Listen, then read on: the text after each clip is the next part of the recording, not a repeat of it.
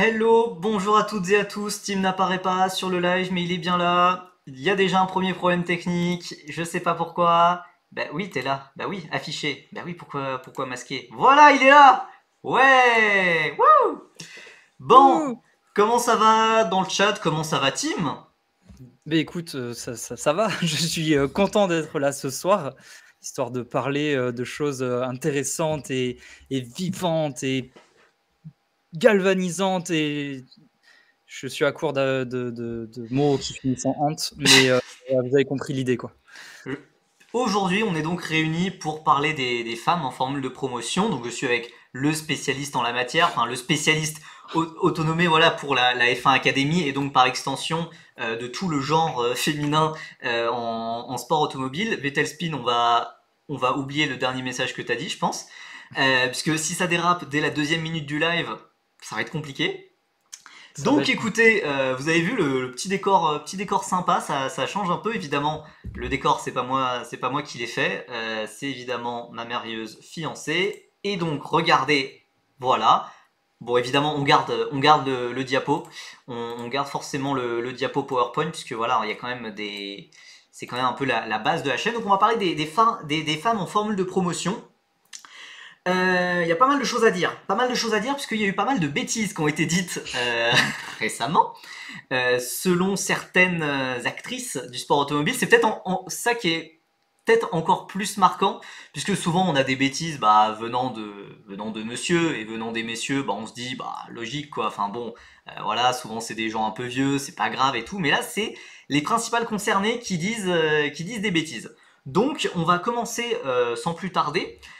Écoutez, avant de passer à Jojo Noda et à ce qu'elle nous a dit, j'avais envie de parler de ce que Danica Patrick avait dit. Danica Patrick, pour ceux qui ne connaissent pas, c'est quand même voilà l'une des plus grandes pilotes féminines quand même de l'histoire du sport auto.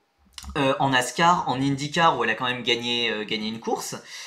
Danica Patrick qui nous a dit que l'état d'esprit des pilotes de F1 n'était pas féminin. Point d'interrogation. Donc je me doute que les caractères doivent être un peu petits là, donc je vais lire. Je pense que la nature de ce sport est masculine, c'est un sport agressif. Vous devez gérer la voiture, pas seulement la voiture parce que c'est une compétence, mais l'état d'esprit qu'il faut pour être vraiment bon est quelque chose qui n'est pas normal dans un esprit féminin. Je sais que si quelqu'un essaye de me rendre la tâche difficile, je me mettrai en mode agressif. Vous voulez juste lui courir après, et ce n'est pas une pensée féminine naturelle. Je dis cela parce que j'ai demandé à mes amies ce qu'elles en pensaient, et elles m'ont répondu oui, ce n'est pas comme ça que je pense. Euh, exactement comme ça. ouais, c'était exactement comme ça.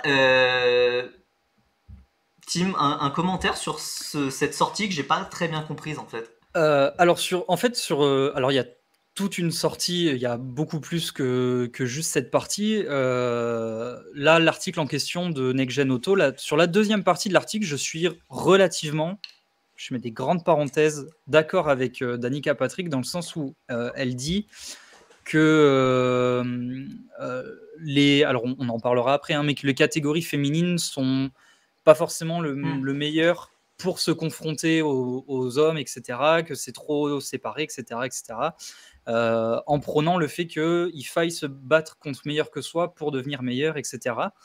Euh, mais cette partie-là de la déclaration a été totalement mise de côté par tous les médias, sauf du coup Next Gen Auto, mais tous les autres ont mis ça de côté et n'ont parlé que de cette première partie qui est absolument débile comme pas possible. Parce que venant d'une femme dans le cas présent, mais venant de quelqu'un de façon plus générale qui a vécu la situation et qui a elle-même retourné la situation, je trouve ça complètement débile de dire non, l'état d'esprit féminin n'est pas fait comme ça. Surtout, moi j'ai envie de dire, enfin c'est pas propre à la F1, enfin c'est juste le sport de haut Alors, niveau, oui, enfin. et puis même, c'est totalement faux parce que peu importe le sport dans lequel une femme va évoluer, comme un homme, c'est la même chose. Si la femme ou l'homme en question sont des champions ou ont des mentales de champions, bah, ils vont surpasser les difficultés, que ce soit contre des Ouais. femmes, contre des hommes, contre des gens plus forts, contre des gens moins forts, contre des trucs injustes, enfin j'en sais rien. Inversement, il y a des mecs comme des femmes qui ont un mental zéro, ils vont avoir la moindre petite pression, ils vont s'écrouler et basta. Pour le coup, je trouve que ça n'a rien à voir avec le fait d'être une femme ou pas, d'avoir ce truc de il y a des difficultés, je vais pas réussir à les surmonter. Je trouve que c'est C'est vraiment totalement. surprenant, mais c'est vrai que. Alors, Vettel Spin, j'en étais sûr que tu allais dire ça. J'en étais sûr que tu allais dire ça. Alors, on va tout de suite se détendre concernant Isaac Hadja. Euh, non, non, mais enfin, surtout, en fait, je comprends pas parce que. Alors, j'ai pas trop suivi le virage conspi qu'elle a pris, puisque bah, Danica Patrick, c'est pas non plus trop ma génération, hein. Mais ben, voilà, c'est quand même. Elle était plus dans le sport pendant les années 2000, début 2010. Et enfin, je sais pas, ça m'a juste surpris. J'ai lu ça et j'étais en mode qu'est-ce qui se passe? Et je pense que ça, c'est une bonne introduction à ce qui suit et à la déclaration de Jojo Noda au très sérieux Motorsport Magazine, qui a dit tout simplement que les voitures de course, devaient être modifiées pour aider les femmes. Voilà, pour faire en sorte que, bah, forcément, puisque bon, bah, être une femme c'est compliqué, donc il faut quand même qu'elles aient un avantage par rapport aux mecs. Hmm. Voilà. Un avis, s'il te plaît, en restant poli, s'il te plaît. Est-ce qu'on est. Un avis, bah, c'est débile, là aussi. Alors, c'est un autre niveau de débilité. Il y a eu un niveau de débilité de une qui dit non, non, elles peuvent pas aller ensemble. Pour qu'elles aillent ensemble, il faut qu'elles soient ensemble. Enfin, que elle et il soient ensemble. Donc, c'est ce qu'a dit Danica Patrick. Et de l'autre côté, il y a Jojo Noda qui dit ouais, non, nous, c'est trop compliqué si on est avec des hommes, il faut que les voitures soient plus faciles. Sous-entendu, donc avec des aides au pilotage, avec direction assistée. Du coup, en moins. Du point en moins, Jojo Noda est très bien placé pour en parler. D'ailleurs, l'interview Motorsport, je l'ai trouvé extraordinaire parce qu'il monte ça en épingle comme si c'était un exploit et comme si elle avait fait quelque chose d'extraordinaire. Elle a 30 kilos en moins, quoi. Bah écoutez, j'ai même fait les captures d'écran du règlement. C'est écrit vraiment noir sur blanc sur le site officiel du championnat et ça a été introduit à la deuxième manche de la saison, que voilà, donc pour les pilotes femmes, le poids minimal c'est 560 kilos et pour les autres, bah c'est 586 et allez vous faire foutre. Voilà. Je trouve ça honteux parce que pour le coup, il n'y a aucune équité sportive. Mais parce que ça tue le sport. Admettons, alors là c'est pas le cas en EFO, mais qu'il y ait une pilote qui soit aussi talentueuse qu'un pilote, elle a 30 kilos d'avance sur le mec. C'est lunaire. Ça veut dire qu'à niveau égal, elle est tout le temps devant, à facile 30 kilos, ça doit faire quoi une demi facile, une demi-seconde quand même. Ouais, plutôt. C'était ça. Et c'est vrai que depuis l'introduction de cette règle, bah bizarrement, elle joue les podiums et même elle a eu sa première victoire au Castellet. Je sais pas, enfin, je trouve ça absolument ahurissant que ça soit autant accepté. Alors quelque part, ça va car c'est que l'Euro Formula Open et c'est un championnat dont tout le monde s'en fout aujourd'hui. Mais quand même, il y a quand même des pilotes sûrement qu'on verra en Formule 3 l'an prochain qui viennent, qui évoluent dans ce championnat actuellement. Et je sais pas, ça paraît fou qu'un championnat professionnel établisse des règles comme ça au mépris de toute équité sportive. Et vraiment, c'est juste pour faire de la pub, c'est juste pour parler. Ah oui, regardez, il y a une femme qui gagne dans notre championnat. On est vraiment un championnat trop génial. Et puis, tant qu'à faire, parce que je crois que dans sa déclaration, elle prend en exemple d'autres sports. Sauf que le constat des autres sports, c'est que c'est une catégorie masculine, une catégorie féminine. Le fait qu'en sport auto, ce soit mixte, fait que, pour moi, si on met en place ces choses-là de façon répandue en disant ok, les femmes, il y a X kilos en moins, il y a telle aide en plus, etc., etc., bah dans ce cas-là, on fait une catégorie femmes, on fout toutes les femmes dedans et on fait un parcours. On fait un parcours F3, F2, F1 masculin et un parcours F3, F2, F1 féminin et c'est tout. Parce que c'est complètement aberrant de. Bah, ça pourrait s'entendre, mais enfin, je veux dire, pour moi, c'est un pas en arrière. Enfin, je veux dire, le sport auto, c'est l'un des seuls sports avec l'équitation, je crois, où bah, il n'y a pas besoin d'être un homme, pas besoin d'être voilà, une femme pour triompher. Enfin, normalement, c'est assez égal, quoi. Enfin, je comprends pas. Je comprends pas ce raisonnement. Et je sais pas, je trouve ça désespérant, en fait. On va tellement dans la mauvaise direction. Après, bon, est-ce que venant du Juju Noda et du clan Noda de Non, façon générale, est-ce que c'est très surprenant? Ouais, non. Est-ce que les sorties catastrophiques sont légion? Oui. Est-ce qu'il y en aura d'autres? Très certainement. Est-ce que tu en parleras sur ta chaîne ou est-ce que j'en parlerai sur Twitter? Bien évidemment. mais je vois Nitram qui dit Juju Noda en F3 chez PHM, ça serait génial. Alors, en soi, je trouve pas ça si impossible, venant de PHM qui aime bien recruter des pilotes payants. Mais je pense surtout que le papa Noda, il va être là en mode ah bah non. Ah bah non, elle va se prendre une tannée en Mondovision devant des millions de téléspectateurs. Moyen. Moyen. Enfin, il préfère plutôt investir sur un championnat comme l'Euro Formula où on a 26 kilos en moins. C'est plus facile de changer le règlement de l'Euro Formula que le règlement de la Formule 2, Formule 3. C'est quand même un peu plus facile. Donc je vois pas ça arriver. Déjà, elle a refusé de faire la Freca, qui serait quand même l'étape intermédiaire logique. Elle a refusé de faire la F4 italienne, refusé de faire la F4 française. Elle était pas si loin de faire la F4 française à un moment.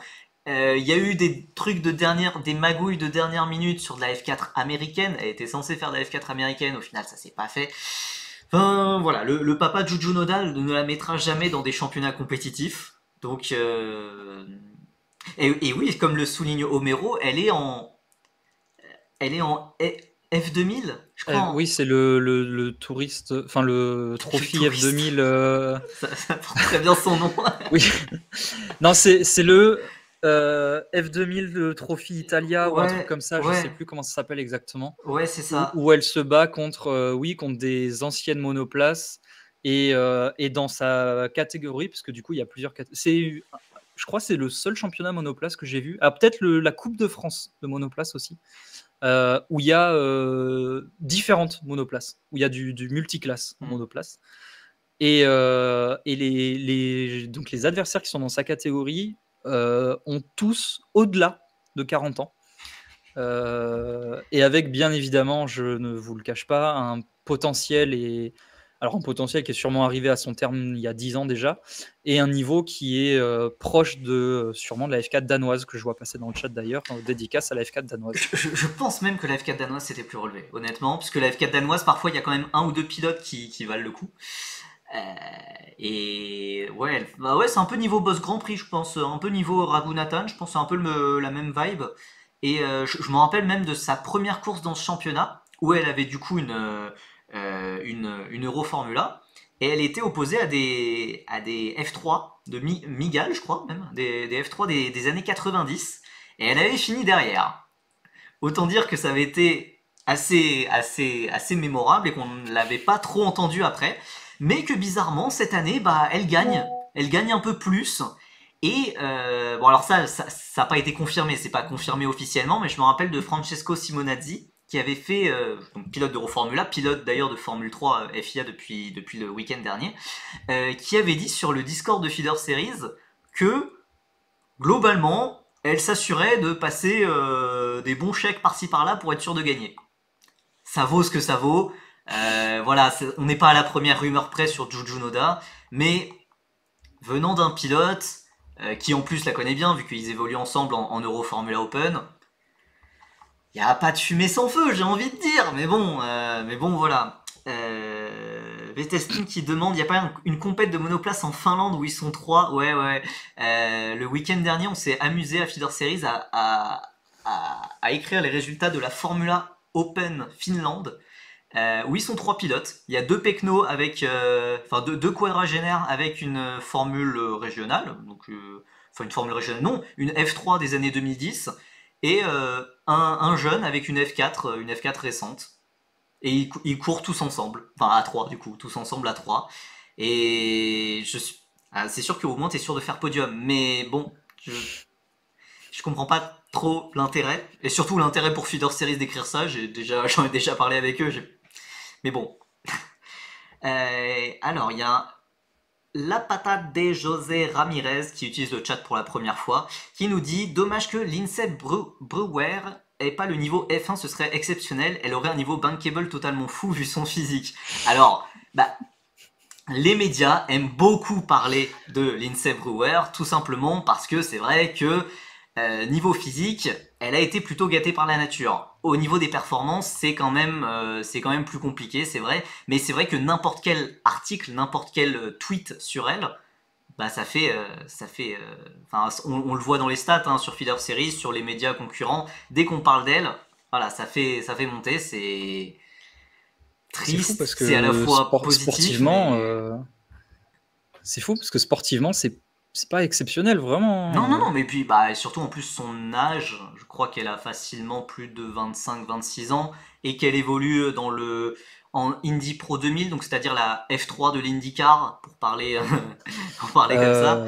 Elle a 26 ans et elle est 26. en USF Pro 2000, c'est Ah ça, oui, ouais. donc c'est la 4 USF Pro, donc oui, la troisième division, je crois la troisième division de l'IndyCar. Et c'est pas fou, c'est pas fou. Euh, donc maintenant, on n'a plus le droit de se vanter en roulant dans une voiture plus légère et en payant ses adversaires. Bravo les journalistes. Bah, c'est vrai que c'est.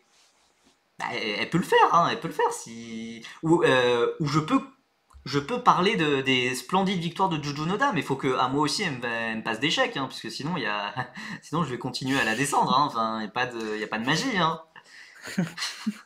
On peut très vite changer de narratif, il n'y a aucun souci, hein. Pas de souci, Juju Noda, si tu passes sur le live, si tu veux lâcher des subs, écoute, hein, moi je prends. Hein. Bon, on va passer aux choses un peu plus sérieuses, un peu plus positives avec la F1 Academy. Et là, je t'attends au tournant, Tim. Surtout parce qu'on a eu Ouais. une annonce assez récente qui disait que les 10 équipes de F1 allaient être impliquées dans la saison 2024 et que globalement, on aurait les 10 livrets des équipes de F1 sur la grille, que les 10 équipes de F1 soutiendraient au moins une pilote. Et ça paraît assez dingue quand même, enfin, y ait toutes les équipes de F1 qui soient impliquées en F1 Academy et dès l'an prochain. Je trouve ça assez fou. Ouais, alors, le fait qu'elles soient toutes impliquées, je pense pas que ce soit une démarche volontaire de leur part.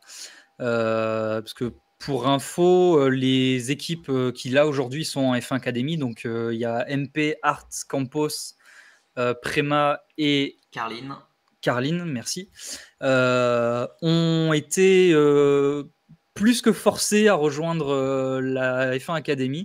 Grosso modo, on leur a dit, on a toqué à la porte des 5 directeurs, on leur a dit l'an prochain, tu fais quoi? F3, F2, F1, ok, ok, ouais, bah tu fais F1 Academy aussi. Ah ouais, mais non, c'était pas. Si, tu fais F1 Academy. Bon, ben d'accord. Ça m'étonne pas beaucoup parce que j'avais parlé à l'un des dirigeants d'ART et je lui disais ah bah c'est marrant vous êtes venu en Freca en 2020 après avoir fait la F2 la F3 est-ce que vous viendriez pas en F4 l'an prochain et il m'a dit ah non non c'est pas du tout dans les plans c'était en octobre 2022 quand même donc Voilà. Donc je pense honnêtement que pour la Formule 1, enfin pour les équipes de Formule 1, ça a été pareil. Ça a été plus que forcé de bon, mais les gars, l'an prochain, vous donnez tant d'argent de F1 Academy, enfin en F1 Academy.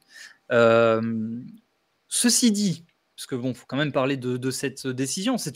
Pour moi, c'est une très bonne chose parce que l'an prochain, la F1 Academy rejoindra le plateau à l'année, enfin l'année, pas sur toute l'année, mais les courses de F1 Academy n'auront lieu que en support de la Formule 1. comme la F2 comme la F3 Voilà, comme la F2, comme la F3. Or, le fait que la F2 et la F3 se tiennent quasiment tout le temps en même temps, en tout cas en Europe, fait que la F1 Academy devrait aller plus loin que ce que fait la F2 et la F3, que ce que font la F2 et la F3. Là, par exemple, cette année, ils vont à Austin. L'an prochain, il y a des rumeurs insistantes comme quoi ils iraient au Brésil. Et ils est-ce que ça c'est pourraient. positif pour les coûts franchement Alors, d'aller en Amérique justement, les coûts devraient passer. Alors, je me le suis noté parce que j'ai préparé ce live avec un professionnalisme sans nom. Cette année, les coûts d'inscription et donc d'engagement, etc., sans compter les tests, les essais, etc., qui eux sont, ouais, ça en enfin, plus voilà, sont en plus. Donc cette année, on est à 300 000 euros. L'an prochain, on devrait passer à 500 000 euros. Sauf que, et c'est là où l'arrivée des équipes de Formule 1 est une très bonne chose, c'est que cette année, les pilotes payent chacune 150 000 euros. L'an prochain, les pilotes devraient payer chacune 100 000 euros. Donc, il y a une hausse des coûts du championnat de façon générale, mais pour les pilotes, il y a une baisse des coûts et je crois même qu'on va battre ce que fait la F4, parce que la F4 France est à 110, quelque chose comme 110 000, 110 000. Donc c'est la F1 Academy deviendrait quasiment officiellement le championnat de F4 le moins cher du monde. Ce qui est en soi une très bonne chose, parce que l'objectif est de donner du temps de roulage à des pilotes qui n'ont pas forcément les sponsors pour payer des gros championnats de F4. Je vois Notos dans le chat qui demande qui paye du coup. En fait, c'est la FIA, enfin la FOM et les équipes de Formule 1 qui compléteraient les 400 000 restants. Sachant que aujourd'hui la FOM paye du coup donc 150 000. Étant donné qu'il y a 400 000 à combler, grosso modo, ça ferait peut-être 200 000 ou quelque chose comme ça pour combler le creux. Donc voilà, c'est comme ça en fait que les coûts seraient réglés et ce serait moins cher pour les pilotes. Donc c'est une excellente chose. Et pour terminer donc sur cette nouvelle-là, donc il y a les 10 équipes qui arrivent en F1 Academy. Or, il y a 15 voitures. Les 5 prochaines... les 5 hautes voitures n'ont pas été encore... on ne sait pas si elles seront sponsorisées par les équipes telles quelles, donc Art, Art, MP, Campos, etc., on les a cités, ou par d'autres partenaires, possiblement de la FOM. Donc, ce serait pas, si c'est cette voie-là qui est choisie, ce serait pas impossible d'avoir une livrée Aramco, une livrée Rolex, une livrée Qatar Airways. Voilà, Qatar Airways, ce genre de choses-là. Et l'autre point qui a été abordé, que j'ai vu passer dans le chat, je crois, c'est que il y a rumeur.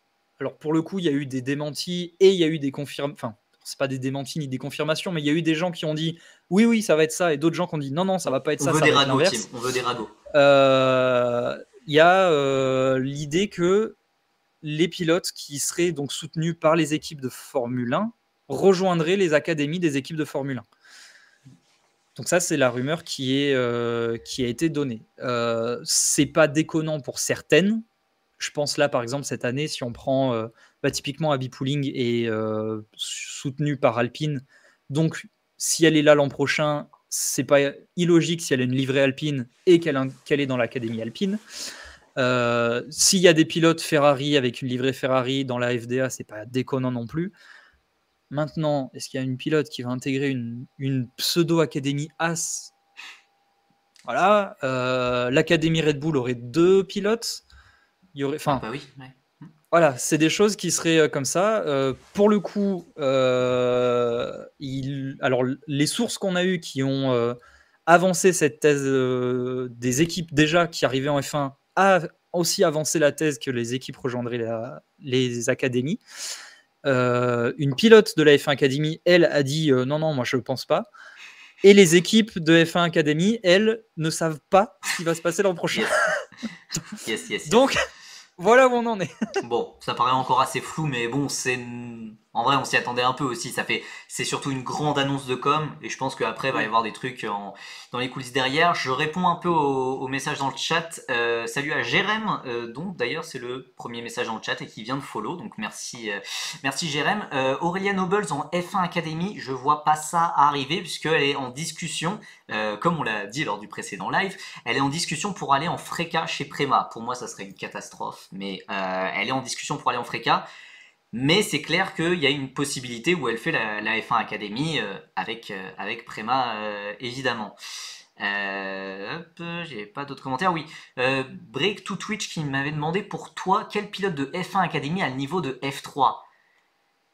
Honnêtement, après ça dépend qu'est-ce qu'on appelle le niveau F3. Il y a plein de pilotes qui sont en F3 qui n'ont rien à faire là, mais qui sont en F3. Le problème c'est que la F1 Academy, ça reste une catégorie de F4. Et les pilotes qui peuvent faire le saut de F4 à F3 et performer, Il y en a pas beaucoup, il y en a même très peu. Globalement, ils sont deux, Théo Pourchaire et Oli Berman, c'est tout. Et c'est quand même pas les deux premiers venus. Donc, pour moi, il y en a tout simplement aucune qui a le niveau F3, et c'est pas du tout insultant, c'est juste que bah c'est dans la suite logique des choses. Normalement, il faut monter en Freca. Il faut monter en Freca ou dans une autre F4, F4 italienne, espagnole, voilà, pour se confronter aux mecs, puisque c'est quand même le but de la F1 Academy, c'est pas de faire une pyramide 100% féminine, c'est de faire en sorte que après on voit qui sont les meilleures filles et on fait grimper les meilleurs, on fait grimper les meilleurs en haut. Et en Freca, c'est vrai qu'on pourrait avoir des pilotes comme Marta Garcia qui mènent le championnat, comme Hamda Al-Koubessi, même si elle a déjà eu une saison chez Prema qui était assez compliquée, donc pourquoi pas. Abby Pooling, moi, elle me déçoit un peu, mais bon, on reviendra un peu sur la F1 Academy, sur le classement, un peu plus tard. On a bien vu Marta Garcia en F4 en 2017, nous dit Homero, ça m'étonne pas qu'elle gagne, elle a 7 ans d'expérience en F4. 7 ans d'expérience en F4. Elle a été en W Series pendant de longues années, donc et en plus c'était avec des F4 ancienne génération, donc ça commence à dater en soi. Ah oui, elle a fait les Formula Winter Series pendant l'hiver, c'est vrai, mais bon, c'était juste quelques manches par-ci, par-là. Vettel Spin qui nous demande, Lola, elle a déjà fait de la F4 espagnole, donc Lola Lovin-Foss, la française de F1 Academy, ouais, elle a déjà fait 2 saisons. Ça s'était pas super bien passé, mais c'était dans des équipes de fond de plateau. Des équipes d'ailleurs qui n'existent même plus. Il y en a peut-être une qui existe encore, mais bon voilà, c'était vraiment des équipes en grande difficulté. Marta Garcia dit d'ailleurs qu'elle aimerait pouvoir aller en Freca. Ouais, ça pour le coup, elle, je pense qu'elle aura la voie dorée pour aller en Freca. Ouais. En gagnant la F1 Academy, en étant chez Prema, en étant éventuellement soutenu derrière par une, peut-être pas une équipe directement de Formule 1, mais éventuellement une académie ou je sais pas. C'est une ancienne de chez Renault. C'est possible qu'elle monte. Là, elle est si je dis pas de bêtises, elle est sponsorisée. Elle a des liens avec Mercedes. Étant donné qu'elle est chez Prema, elle peut facilement avoir des relations avec Ferrari. La montée en Freca, pour le coup, c'est totalement logique et pertinent. Après, est-ce que ce sera concluant? On verra l'an prochain si elle y va. Mais en tout cas, sur le papier, c'est pas déconnant qu'elle ait au moins la chance de tenter sa chance, justement. Ouais. Il y a Louis Hamileston qui nous demande si Dorian Pain ou Lilou Wadou ont un intérêt de faire la F1 Academy. Non. Non. Mais par contre, ça n'empêche pas certaines pilotes d'endurance comme Sophia Flörsch, on y reviendra, d'arrêter l'endurance et de revenir en monoplace, en Formule 3 pour le rêve de la F1. Mais pour Dorian Pain et Lilou Wadou, comme je l'ai dit lors du live précédent, elles ont une voie toute tracée vers vraiment le nouvel âge d'or de l'endurance. Elles sont super bien placées, elles performent, c'est génial et tout. Alors c'est pas non plus parfait à toutes les courses, hein, mais elles performent, elles font parler d'elles. Et voilà, surtout redescendre en F4. La F4, normalement, c'est un championnat pour les 15-16 ans. Dorian Pain, elle a 19 ans. Lilou Wadou, elle en a 21. Je crois que c'est une 2001, mais je dis peut-être des bêtises. Donc non, ça ferait aucun sens pour elle de redescendre dans un championnat de F4, même si c'est en support de la F1. Puis il faut bien comprendre que la F1 Academy, la FOM, la Formule 1, etc. font toute une com sur la F1 Academy qui, je trouve en tout cas, dessert le championnat, dans le sens où ils font passer ça comme le championnat de F4 féminin qui ensuite vous donne la possibilité d'aller en F3. La réalité de la F1 Academy, c'est que c'est pas ça. La réalité de la F1 Academy, c'est que c'est une étape de transition à terme, je parle, parce que cette année, c'est pas le cas, c'est normal, ça vient de se lancer.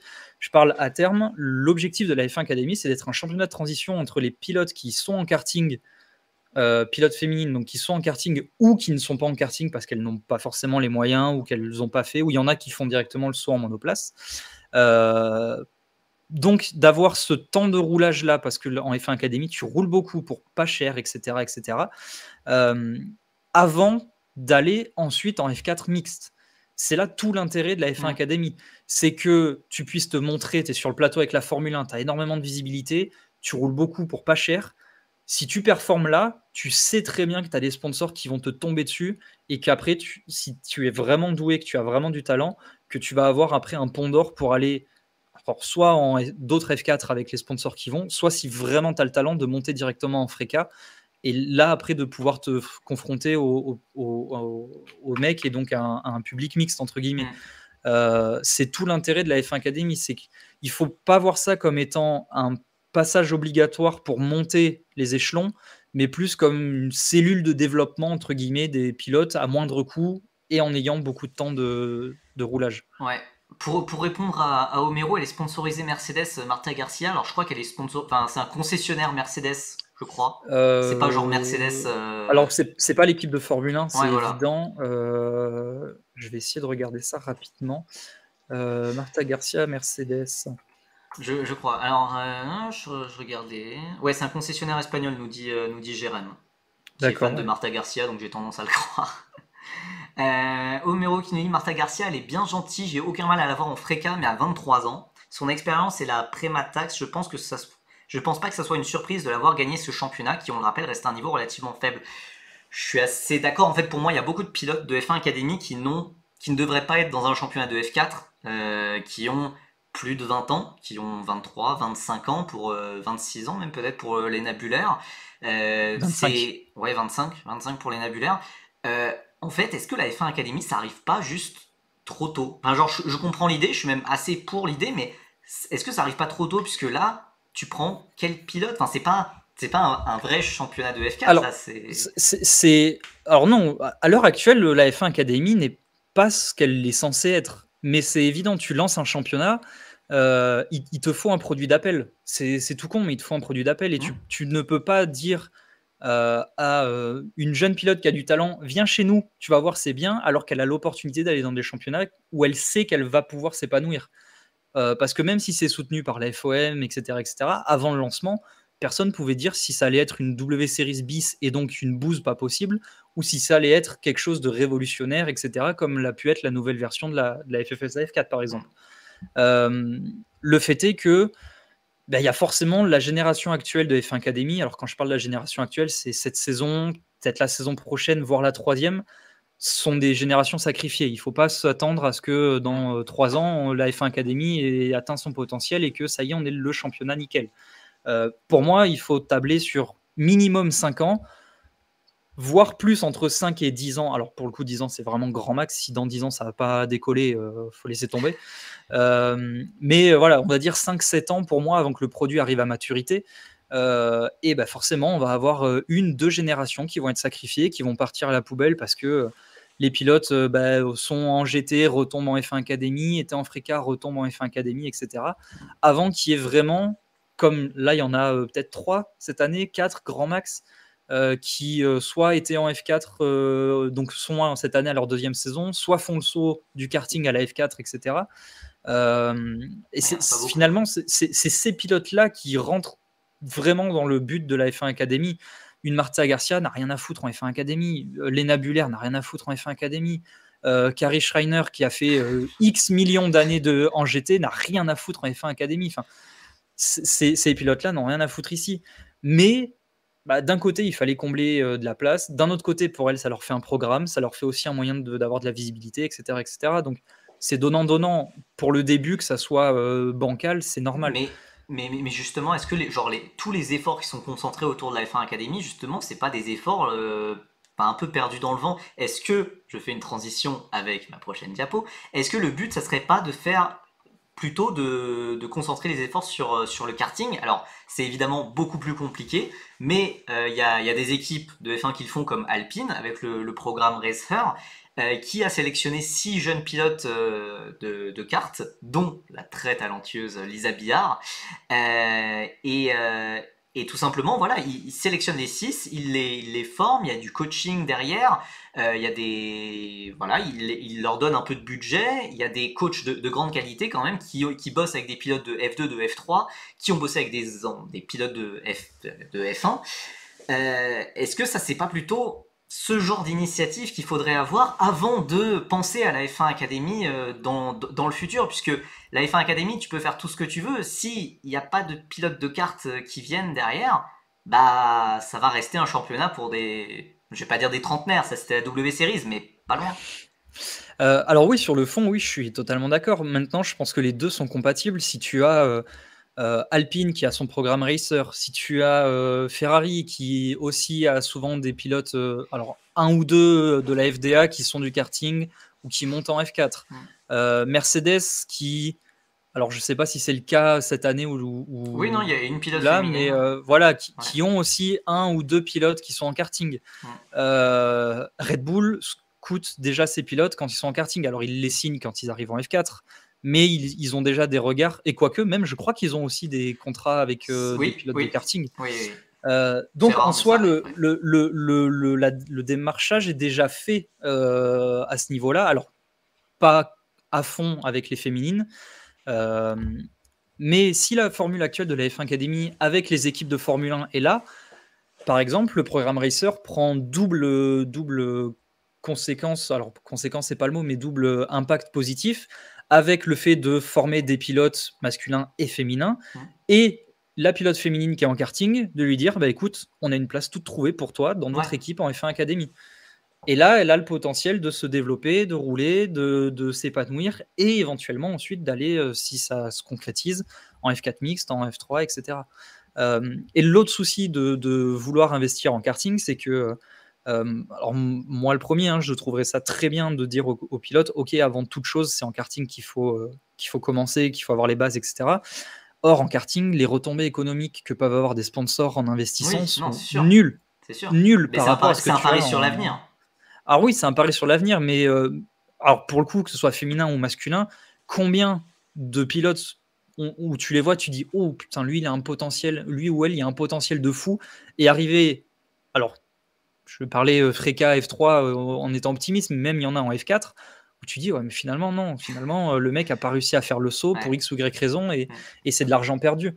Et déjà que côté mec, il y a peu de grosses structures qui se disent ok, je tente le pari de mettre beaucoup d'argent sur ce mec-là dès le karting, le faire sur un ratio féminin qui est encore plus inférieur que le ratio masculin, c'est quasiment mission impossible pour une entreprise ou pour une structure.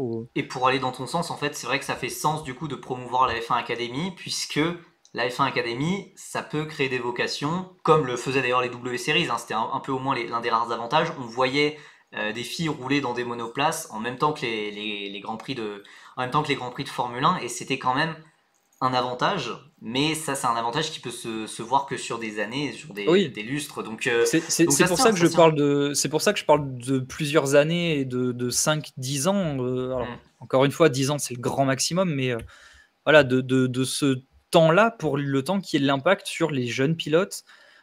Pour voilà, une petite fille qui a 5-6 ans qui regarde la F1, que ce soit à la télé ou qui va sur un circuit, d'autant plus l'an prochain, elle va avoir une mini Ferrari, une mini Red Bull, une mini McLaren, une mini truc, et elle va se dire ah, moi aussi, je veux être ça, tu vois. Et bah forcément, à 6 ans, c'est pas à 6 ans qu'elle va monter en F1 Academy.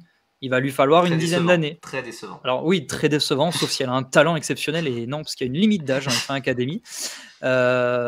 Mais voilà, si elle a 6-7 ans, il lui fera une dizaine d'années, et pour moi, c'est là que l'impact sera bon. Pour moi, le travail qui est fait en F1 Academy, là, aujourd'hui, alors il est forcément fait sur le championnat tel quel, mais il est surtout pour le coup sur l'avenir en se disant, ok, maintenant, on essaie d'attraper les jeunes générations pour qu'elles puissent être là dans 5-10 ans, et que ce soit elles qui fassent vivre le produit tel qu'on l'a imaginé, quoi. Ouais, je vois. Il y a Nitrin qui nous demande, est-ce qu'il ne vaudrait pas mieux créer une équipe directement comme les Iron Dams en endurance? Je suis pas super convaincu. Déjà parce que créer une équipe, ça peut très vite représenter du suicide. Vraiment, si c'est une équipe de toutes pièces, c'est quand même compliqué de se faire sa place. Il faut vraiment des personnes vraiment très compétentes, expérimentées et tout à la tête. Mais ça serait les Iron Dams par exemple. En fait, il y a déjà des Iron Dams en F4 italienne en fait. Alors je sais pas si c'est le cas cette année, mais l'année dernière, il y avait le nom, il y avait le nom Iron Dams et c'était juste globalement une ou deux voitures de Prema. Donc c'était juste un nom. Et dans ce sens-là, c'était bien que Prema donne sa chance à des pilotes féminines en F4 italienne. Ils le font toujours encore, mais c'est pas révolutionnaire, quoi. Ça change pas grand-chose en fait. Et puis la différence aussi, c'est qu'une équipe, tu auras 2 ou 3 femmes qui rouleront.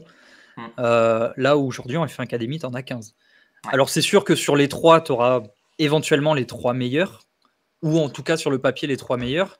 Sauf qu'on l'a bien vu cette année, si tu pars au début de l'année en disant ok, je prends les 3 meilleurs sur le papier en F1 Academy, je pense qu'à peu près tout le monde prend Abby Pulling. Aujourd'hui, Abby Pulling n'est pas dans le top 3 du classement.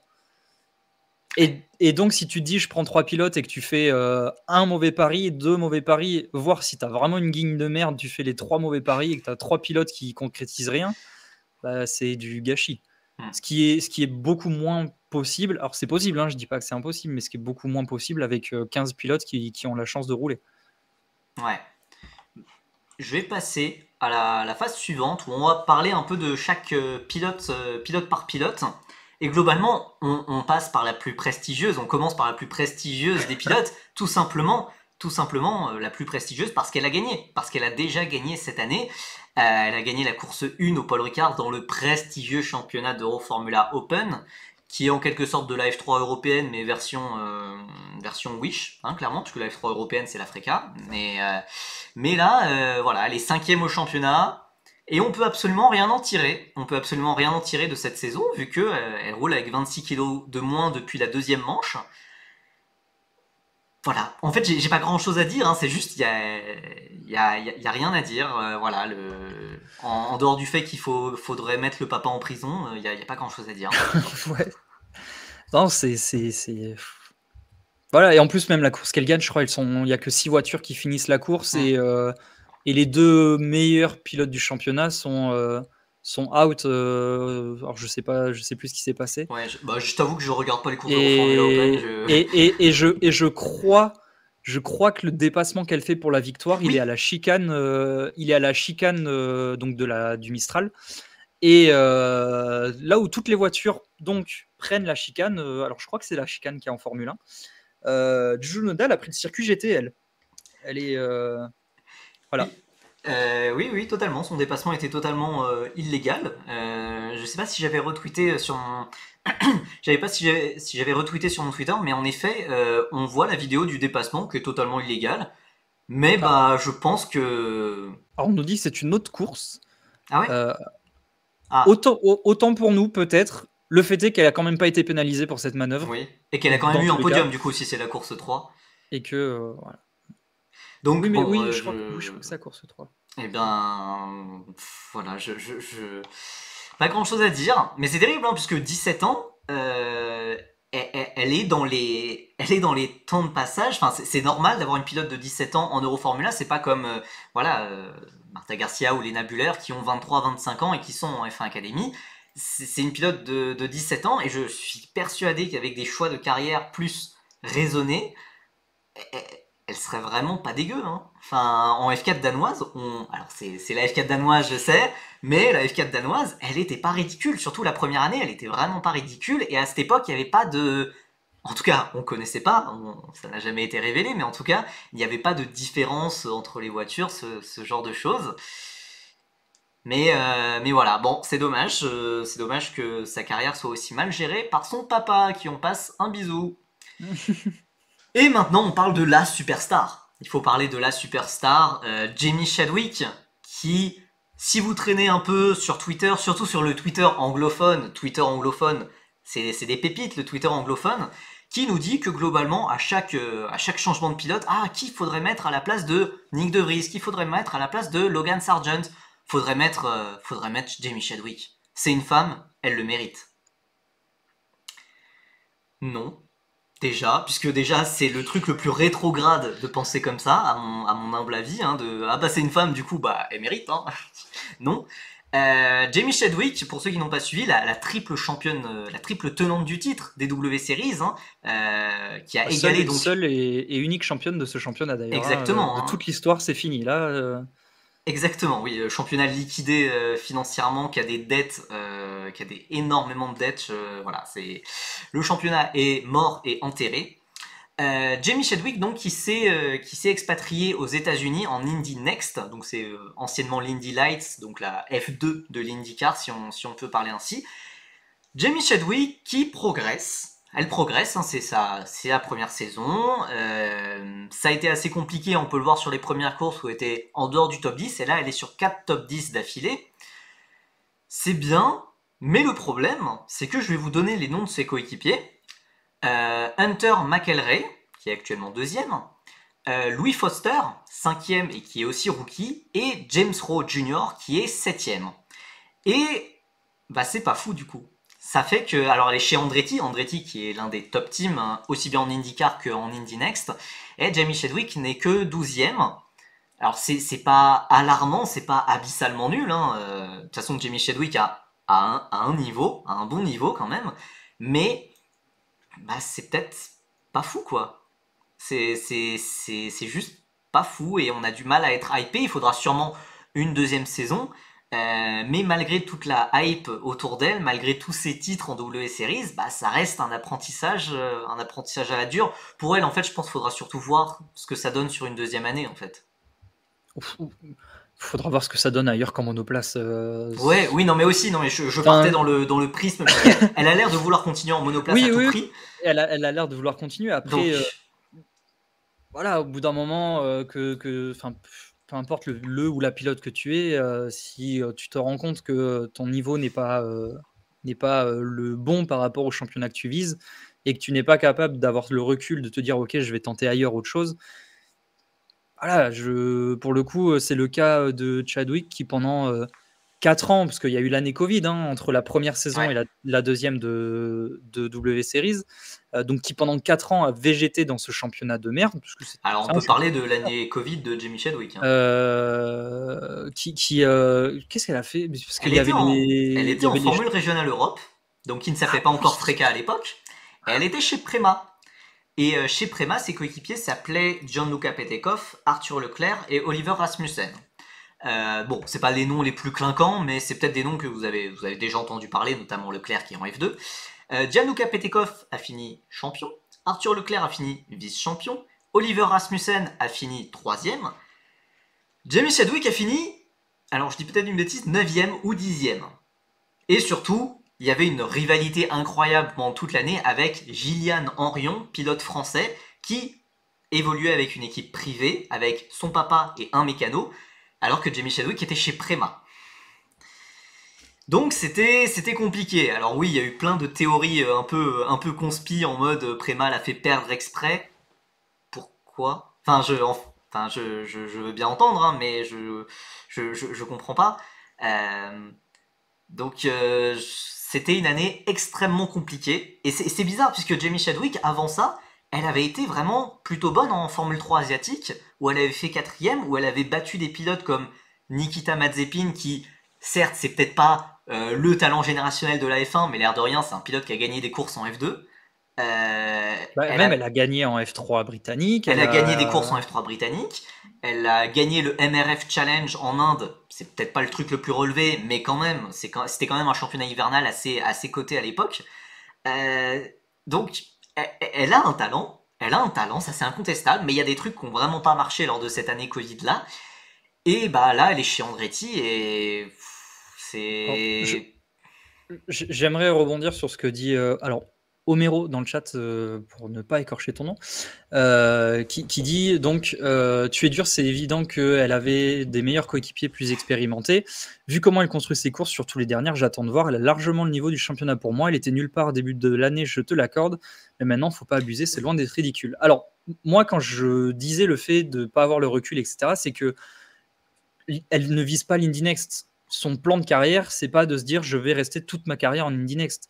Elle vise l'IndyCar. Or, si là en Indy Next, tu peines, sans parler d'être ridicule ou sans parler d'être exceptionnel, mais tu peines à atteindre le niveau de tes coéquipiers, même si elle est plus proche maintenant de ce qu'elle était avant, de ses coéquipiers, j'ai du mal à croire qu'une deuxième saison serait totalement salvatrice et que tu puisses pouvoir arriver après en IndyCar, surtout que depuis quelques années, le niveau d'IndyCar ne fait que augmenter et en flèche. C'est pas il augmente petit à petit, c'est il grimpe grandement. Donc voilà, pour moi, c'est comme un pilote qui est correct en F2. Typiquement, on va prendre un Daruvala. En F2, il est plus que correct. Mais au bout d'un moment, le mec, ça fait 4 ans que je crois qu'il est là. C'est bon, lâche le volant, laisse-le à quelqu'un d'autre. Tu ne sais bien que tu n'iras jamais en Formule 1 et que tu ne pourras pas faire mieux que ce que tu fais actuellement en F2. Va voir ailleurs, va faire d'autres choses ailleurs. c'est en ça que je reproche. Alors, c'est sa première saison, ok. Je suis peut-être un peu dur parce que j'ai ce passif avec Chadwick où je trouve qu'il y en a eu un petit peu trop pour ce que c'était en W Series. Je parle vraiment de la W Series parce que, comme l'a dit Percy, avant, il y avait vraiment quelque chose et c'était intéressant. Et j'étais le premier hypé de l'avoir roulé, alors que ce soit même en W Series ou dans d'autres championnats. Voilà, aujourd'hui, moi en tout cas, j'ai eu ma grosse dose de W Series, de Chadwick et de surmédiatisation et de survente du produit Chadwick pour ce que c'est finalement, que voilà, j'ai vraiment du mal à la voir passer un cap l'an prochain sur une deuxième année et pouvoir prétendre à l'IndyCar.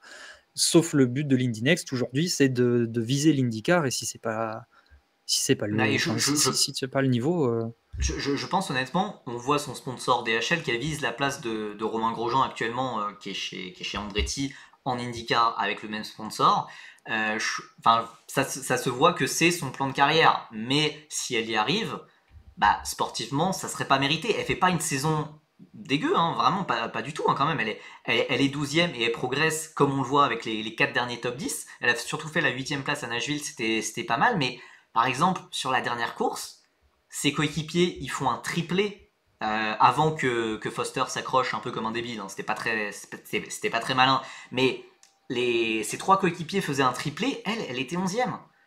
Enfin, j'ai vraiment du mal à être séduit, à être vraiment intéressé par ce que produit Jamie Chadwick. Et pourtant, c'est vrai que je me rappelle, première saison de W Series, moi j'étais comme un malade derrière Jamie Chadwick. Hein. J'étais en mode, bah voilà, c'est elle la future Léla Lombardie, la future machin.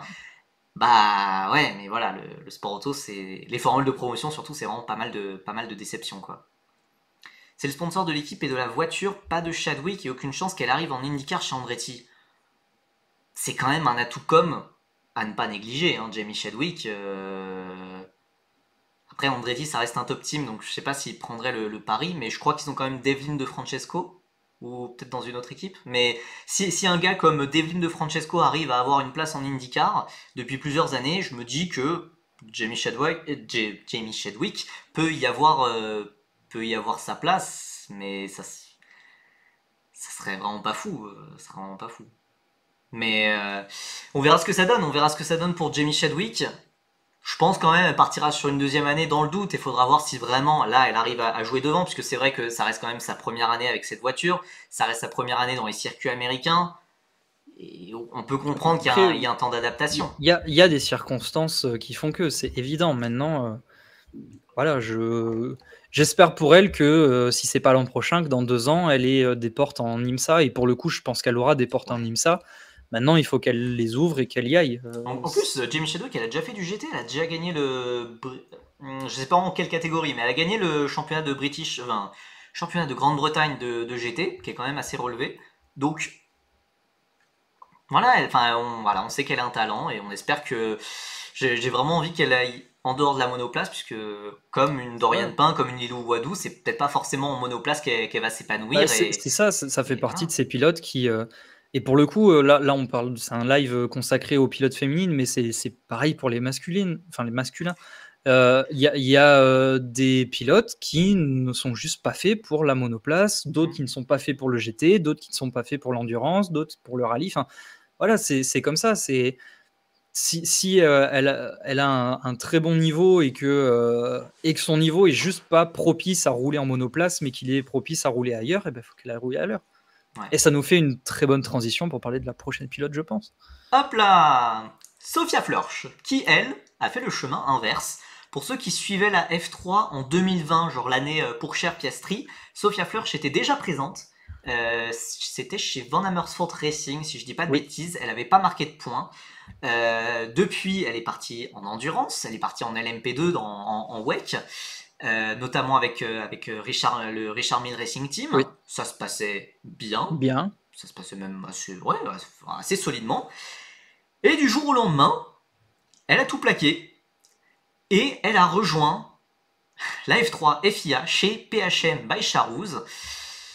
Et on la voit dans le classement, elle est actuellement 22e, elle a marqué ses premiers points lors de la course précédente, lors de la course totalement folle de Spa-Francorchamps, sous la pluie, où elle avait été l'une des rares pilotes à faire le choix des pneus pluie, de partir en pneus pluie et de les garder toute la course, ce qui fait qu'elle a pu terminer 7ème et marquer 6 précieux points. À pas aussi oublier qu'elle avait eu une disqualification en Autriche pour infraction technique, mais là aussi elle devait marquer des points. Pourquoi Sophia Flörsch est revenue en F3 alors qu'elle avait un avenir tout tracé en endurance? Je ne comprends pas, en dehors du fait de c'est le rêve de la F1, c'est génial et tout. On rappelle d'ailleurs qu'elle a le soutien de l'Alpine Academy, qu'elle est membre de l'Alpine Academy. C'est pour moi la raison pour laquelle elle est retournée en monoplace. Alors c'est ma théorie, ça se trouve, elle est totalement fausse, donc prenez ce que je dis avec des grandes pincettes. Pour moi, elle est revenue en monoplace pour intégrer l'Alpine Academy, pour avoir la com et la visibilité qui va avec, que ce soit pour elle et pour l'Académie Alpine. Ce qui marche. Ce qui marche, hein, parce que voilà, elle a marqué des points, donc il y a eu toute la com autour du fait qu'elle ait marqué des points, etc. etc. Pilote du week-end selon les internautes de Feeder Series. Hein. Tout à fait. Donc voilà. Tout ça, je pense, dans le but d'intégrer quelque chose dans le programme Alpine qui aura alors éventuellement en hypercar, mais de façon plus générale, en tout cas côté endurance. C'est comme ça que moi je le vois. En disant ok, en attendant que le truc se lance et que ce soit très solide, ou que ce soit en tout cas solide, tu viens chez nous dans l'académie et tu vas rouler ailleurs où tu as plus de visibilité et plus moyen de faire des résultats que ce que tu as aujourd'hui en LMP2, parce que je crois que c'était là où elle était. Et puis après, on voit ce qu'on fait de toi. Moi, je le vois comme ça. C'est possible. Et je le vois comme ça parce qu'en y réfléchissant, c'est la seule raison valable que j'aurais eu, moi, si j'étais pilote, à me dire, ok, je quitte un championnat où je performe, ok, pour aller dans un championnat où j'ai déjà pas performé, mais avec des garanties derrière. Ouais, non, mais c'est sûr, doit y avoir quelque chose, doit y avoir un plan derrière. Mais c'est vrai que moi, par exemple, dans le live de la semaine dernière où je prédisais les grilles F2, F3, moi je la voyais bien monter en F2, toujours chez PHM, juste pour la tout-com. Voilà, d'avoir une femme en F2, c'est pas arrivé depuis Calderon, depuis Calderon, ouais. Je vois ça arriver gros comme une maison. Voilà, la 22e de F3 qui monte et tous les trucs, tous les médias qui sont en mode une femme en F2, c'est génial et tout. La com sera exceptionnelle, tout comme on a eu la première femme à marquer des points en F3, tout en faisant totalement abstraction de tout le contexte de cette course, où globalement elle était dernière, je crois qu'elle était dernière des pilotes qui partaient en pneus pluie. Elle a fini dernière. C'est dur de dire que c'est pas une bonne course de sa part, mais un peu quand même. Enfin, je veux dire, elle avait pas le rythme, quoi. Enfin... Elle a au moins eu le mérite de prendre ce pari qui s'est avéré être le pari gagnant et d'être restée sur la piste. Ouais. Ça, pour le coup, on peut pas le lui enlever. Voilà, elle a eu ce mérite-là. Et en Autriche, pour le coup, elle a aussi eu le mérite de rester en piste, de profiter des incidents de course, de faire une course propre, d'avoir... je crois qu'elle a eu quelques dépassements au quai-tiers aussi et d'aller chercher ses points. Donc, et même Sophia, elle fait globalement une bonne saison. Elle fait une bonne saison, en tout cas par rapport à ses coéquipiers. Après, par rapport à ses coéquipiers, elle est bien meilleure. Elle est meilleure en tout cas que ses coéquipiers. Je pense que c'est surtout l'équipe aussi qui n'aide clairement pas. Mais c'est dur d'être très très hypé, mais c'est vrai, c'est la première femme à marquer des points en F3. Et oui, j'ai bien vu le commentaire de Vettel Spin, les pilotes avec un avenir tracé en endurance qui reviennent en F3, va falloir t'y habituer. Non. Non. On aura le temps d'en parler peut-être après, je sais pas. Non mais non, j'ai pas mis Dorian Pain dans le diapo puisque non, elle est pas censée revenir. Elle est pas censée. Non. Oh, franchement, ce serait dramatique pour elle, mais j'essaie de comprendre le move si Dorian Pain va en F3 chez Prema, mais j'ai pas envie d'y croire. Enfin, j'ai envie de croire que c'est juste n'importe quoi. Donc voilà, donc on verra ce que fait Sophia l'an prochain, mais c'est vrai que là encore, il n'y a pas d'avenir en F1. Hein. Il y a peut-être un avenir en endurance avec Alpine, mais après avec Alpine, les places sont pas illimitées déjà. Enfin, Alpine, ils ont déjà une académie. avec beaucoup de pilotes très talentueux, et les places qu'ils auront dans leur programme hypercar, bah ça va être quoi? 6, 7, 8 si on compte les réservistes, ou je sais pas, ou ils vont sûrement garder une équipe en LMP2, mais ça va être assez limité. Et déjà, bah, il y a tous les pilotes actuels d'endurance d'Alpine, comme Julien Canal, Charles Milesi, qui méritent énormément, ou comme les pilotes qui sont actuellement en F2, et on sait qu'ils pourraient faire de très bons pilotes en dehors de la F1, comme Jack Doohan, comme Victor Martins. On ne sait pas s'ils auront une place en F1 un jour, malgré leur talent évident. Le LMP2 va disparaître. Ouais, enfin, il va disparaître en wake, mais en European Le Mans Series, ça va continuer. Donc, je pense, hein, je suis pas spécialiste de l'endurance, mais la catégorie LMP2 va continuer, si j'ai bien compris, mais ça sera pas en wake. Ça sera pas en wake, donc ce sera un peu différent. Mais voilà, tout ça pour dire que le nombre de places chez Alpine va être assez limité, donc je vois pas trop où Sophia Flörsch peut s'inscrire, car écoutez, on verra. On verra comment ça se passe. En tout cas, je la vois pas en F3 l'an prochain. Il faut qu'elle bouge. Il faut qu'elle bouge, et je pense honnêtement qu'elle ira en F2, et que voilà, on aura des sacrées batailles, en fond de grille. Et je pense oui, la LMP2 et la MP3 restent en European Le Mans Series, ouais, voilà. Bon, écoutez, on passe à la pilote d'après, et là, c'est beaucoup plus intéressant. C'est Maya Veug. Maya Veug qui évolue actuellement en FRECA chez KC Motorsport. KC Motorsport, c'est tout simplement l'équipe qui est arrivée avant-dernière au championnat l'an passé avec 0 points. C'était une équipe qui performait l'an passé, il y a 3-4 ans, avec des pilotes comme Patrick Pasma, enfin, des pilotes finlandais, ça rivalisait parfois Van Amersfoort Racing, voilà, c'était pas dégueu, mais depuis c'est devenu catastrophique. Mais Maya Veug, elle a débarqué et elle s'est dit, j'en ai rien à foutre, fille ou pas fille, je m'en fiche, je mets la KIC 12e au championnat, et elle est actuellement sur les 6 dernières courses, elle a fini 5 fois dans les points, avec en prime une victoire rookie, c'était à Spa. Bon, alors c'était dans des circonstances assez tragiques, mais en tout cas c'était totalement à la régulière, hein. Elle a fait des top 4, des top 3 en qualification, et c'est vraiment extrêmement solide, et sans conteste, bah, c'est la pilote féminine la plus prometteuse dans les formules de promotion, tout simplement. C'est ça. C'est ce que j'allais dire. Tu vois, sur mes petites notes, je me suis noté. Pilote féminine la plus prometteuse, tout simplement. Je me dis, s'il y a un espoir à court terme, il est là. C'est ce que je me suis noté sur mes petites fiches. Et non, c'est ça, c'est que voilà, il y a eu un début de saison un peu compliqué, mais c'est pas déconnant étant donné quand on connaît l'équipe et puis même le championnat qui est voilà, tu as plus de 30 bagnoles, c'est un championnat relativement relevé, etc. Donc c'est normal qu'il y ait de la difficulté d'adaptation.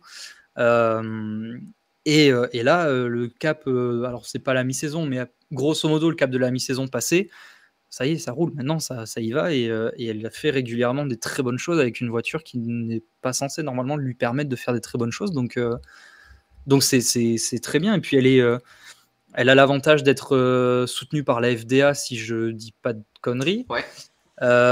Elle a remporté en 2020 ou 2021 le FIA Girls on Track. Enfin voilà, pour le coup, il y a un vrai background derrière ce pilote qui confirme dans les championnats où il faut confirmer. Donc là, il y a éventuellement un espoir à avoir. Alors de là à parler de Formule 1, je sais pas, c'est encore très tôt.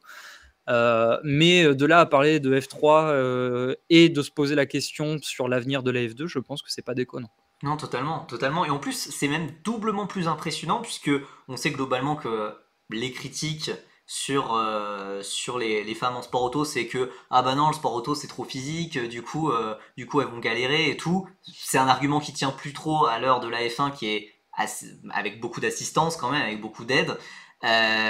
Mais en FRECA, la FRECA c'est vraiment un truc physique. C'est vraiment une voiture qui est infâme à piloter. Et vraiment tous les pilotes galèrent énormément. Donc c'est encore plus brillant de sa part de performer dans cette voiture. Lightning qui nous demande, mais KIC est pas en F3, donc elle changerait d'équipe. Bah oui, du coup elle changerait d'équipe. Elle a des liens avec Prema, en fait, de base tout simplement, elle était censée rouler avec Prema. Il y avait une règle l'année dernière, qui faisait que les équipes, si elles le voulaient, pouvaient aligner 4 voitures et non 3, si cette quatrième voiture était pilotée par une pilote féminine. Malheureusement, cette règle a disparu cette année, puisque la FRECA voulait limiter ses grilles à 36 voitures maximum, et c'est l'option qui a été retenue pour arriver à ce nombre. Du coup, il n'y a que 3 voitures par équipe. Sauf que Maya Veug, elle avait testé avec Prema. Elle avait testé tout l'hiver. Elle avait testé pendant l'hiver avec Prema, où elle était la 4e voiture.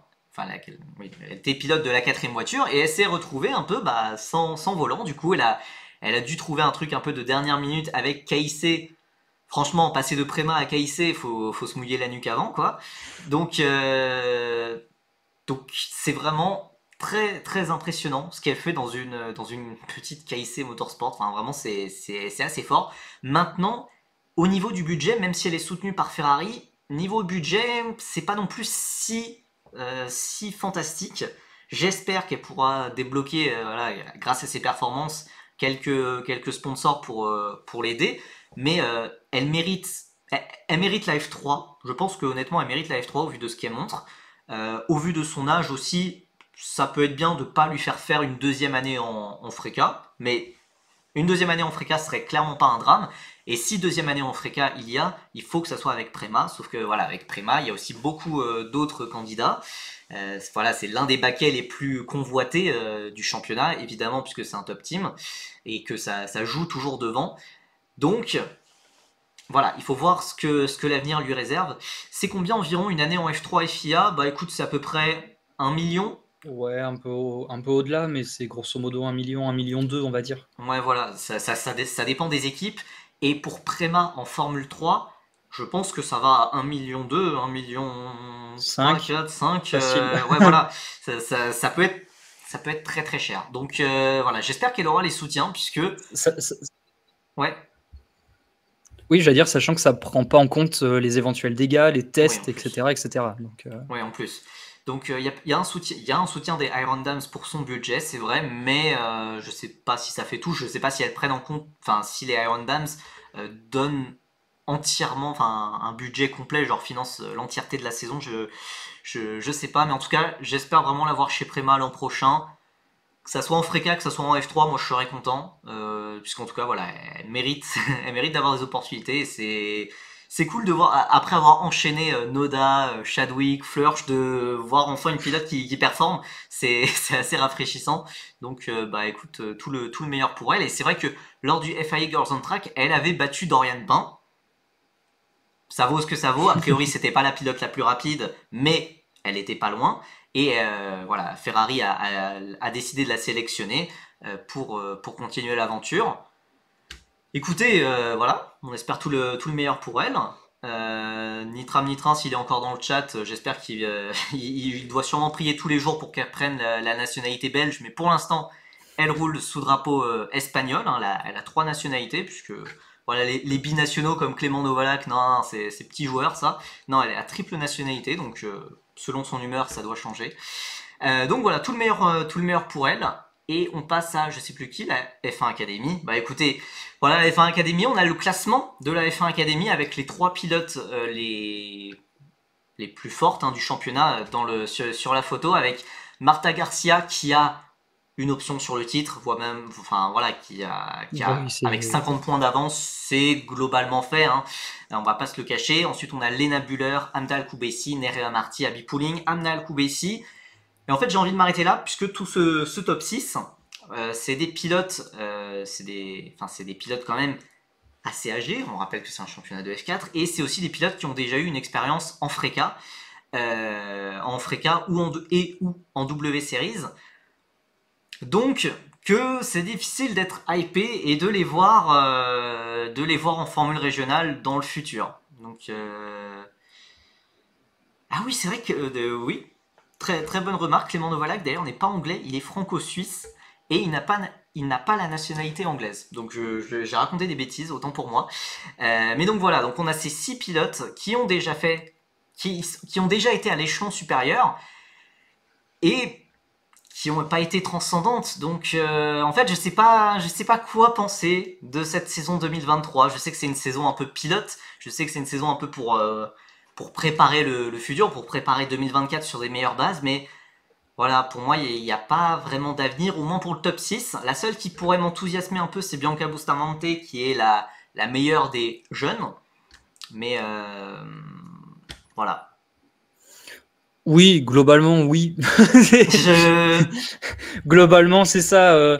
Alors, enfin, moi, je prends juste l'exemple quand tu vois Léna Buller qui est deuxième.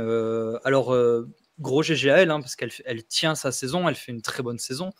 Mais voilà, le fait qu'elle soit deuxième du championnat, ça montre beaucoup sur le championnat en tant que tel. C'est une pilote OK. Qui n'a pas su répondre présent les années précédentes. Alors, il y a eu des circonstances. Elle avait été blessée il y a 2 ans, je crois. Ouais.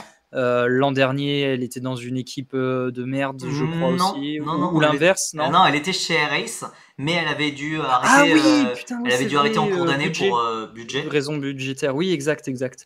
Mais voilà, enfin, là où j'ai du mal, c'est que Marta Garcia en W Series n'était pas extraordinaire. Il y avait quelques belles choses, mais voilà. Léna Buller n'a jamais réussi à passer les sélections en W Series. Les sœurs Al-Koubaïsi, c'est Koussi Koussa. Hamda est, je pense, la plus pertinente et celle avec le plus de potentiel. Mais on les a déjà vues, ou en tout cas, elle, on l'a déjà vue en Freka. Abby Pooling, grosse déception de cette année, quand tu es sur un championnat comme la F1 Academy et que tu n'arrives pas à concrétiser. Toujours pas de victoire, je trouve ça fou. Ouais, et puis alors, il y a eu un début de saison très compliqué avec les problèmes de Carline en qualif. Sur la toute première qualif, où elles ont toutes été disqualifiées, etc. Mais depuis, ouais, pas de victoire. Tu n'arrives pas à passer ce step-là et à passer devant des pilotes que tu es censé écraser sur le papier. Ouais, c'est sûr que le championnat en lui-même n'est pas ultra enthousiasmant sur son potentiel et son développement côté pilote, je parle. Maintenant, le fait est que les courses sont cool. Honnêtement, les courses sont cool. Il y a voilà, c'est ce que dit Jérém, c'est qu'il y a un niveau global qui est bon, ce qui fait que ouais, les courses sont intéressantes. Alors, à l'époque où, où c'était que en live timing, le live timing bougeait tout le temps. Et depuis qu'il y a les rediffs sur YouTube, enfin les highlights sur YouTube, etc., c'est relativement cool à suivre. En fait, il se passe régulièrement des choses. Alors forcément, il y a des courses qui sont plus chiantes que d'autres parce que ça reste du sport auto, mais c'est vraiment intéressant de voir un niveau compact se battre sur piste avec voiture égale, et ça donne vraiment des trucs cool. Donc pour le coup, pour moi, la mission est réussie et sur le côté spectacle et sur le côté, pour le moment, développement du championnat. Sur le côté sportif, comme je l'ai dit, pour moi, il va falloir plusieurs années avant qu'on puisse en parler, mais pour le moment, c'est un bon bilan, je trouve. Pour répondre à Lightname dans le chat, alors oui, c'est pas encore diffusé les courses de F1 Academy, mais ça va venir dès le prochain week-end de course à Austin, où ça sera diffusé en France sur Canal+. Il y a eu un petit bug a priori dans la communication, mais ça sera bien diffusé sur Canal+. Et ouais, j'avais une question que je partage du coup avec Lightname. Genre pour le line-up 2024 de la F1 Academy, pour moi c'est le flou absolu. Parce que genre, est-ce qu'on aura des pilotes qui vont redoubler? Est-ce que voilà, ce top 6 qui a plus de 21 ans, est-ce qu'elles vont redoubler?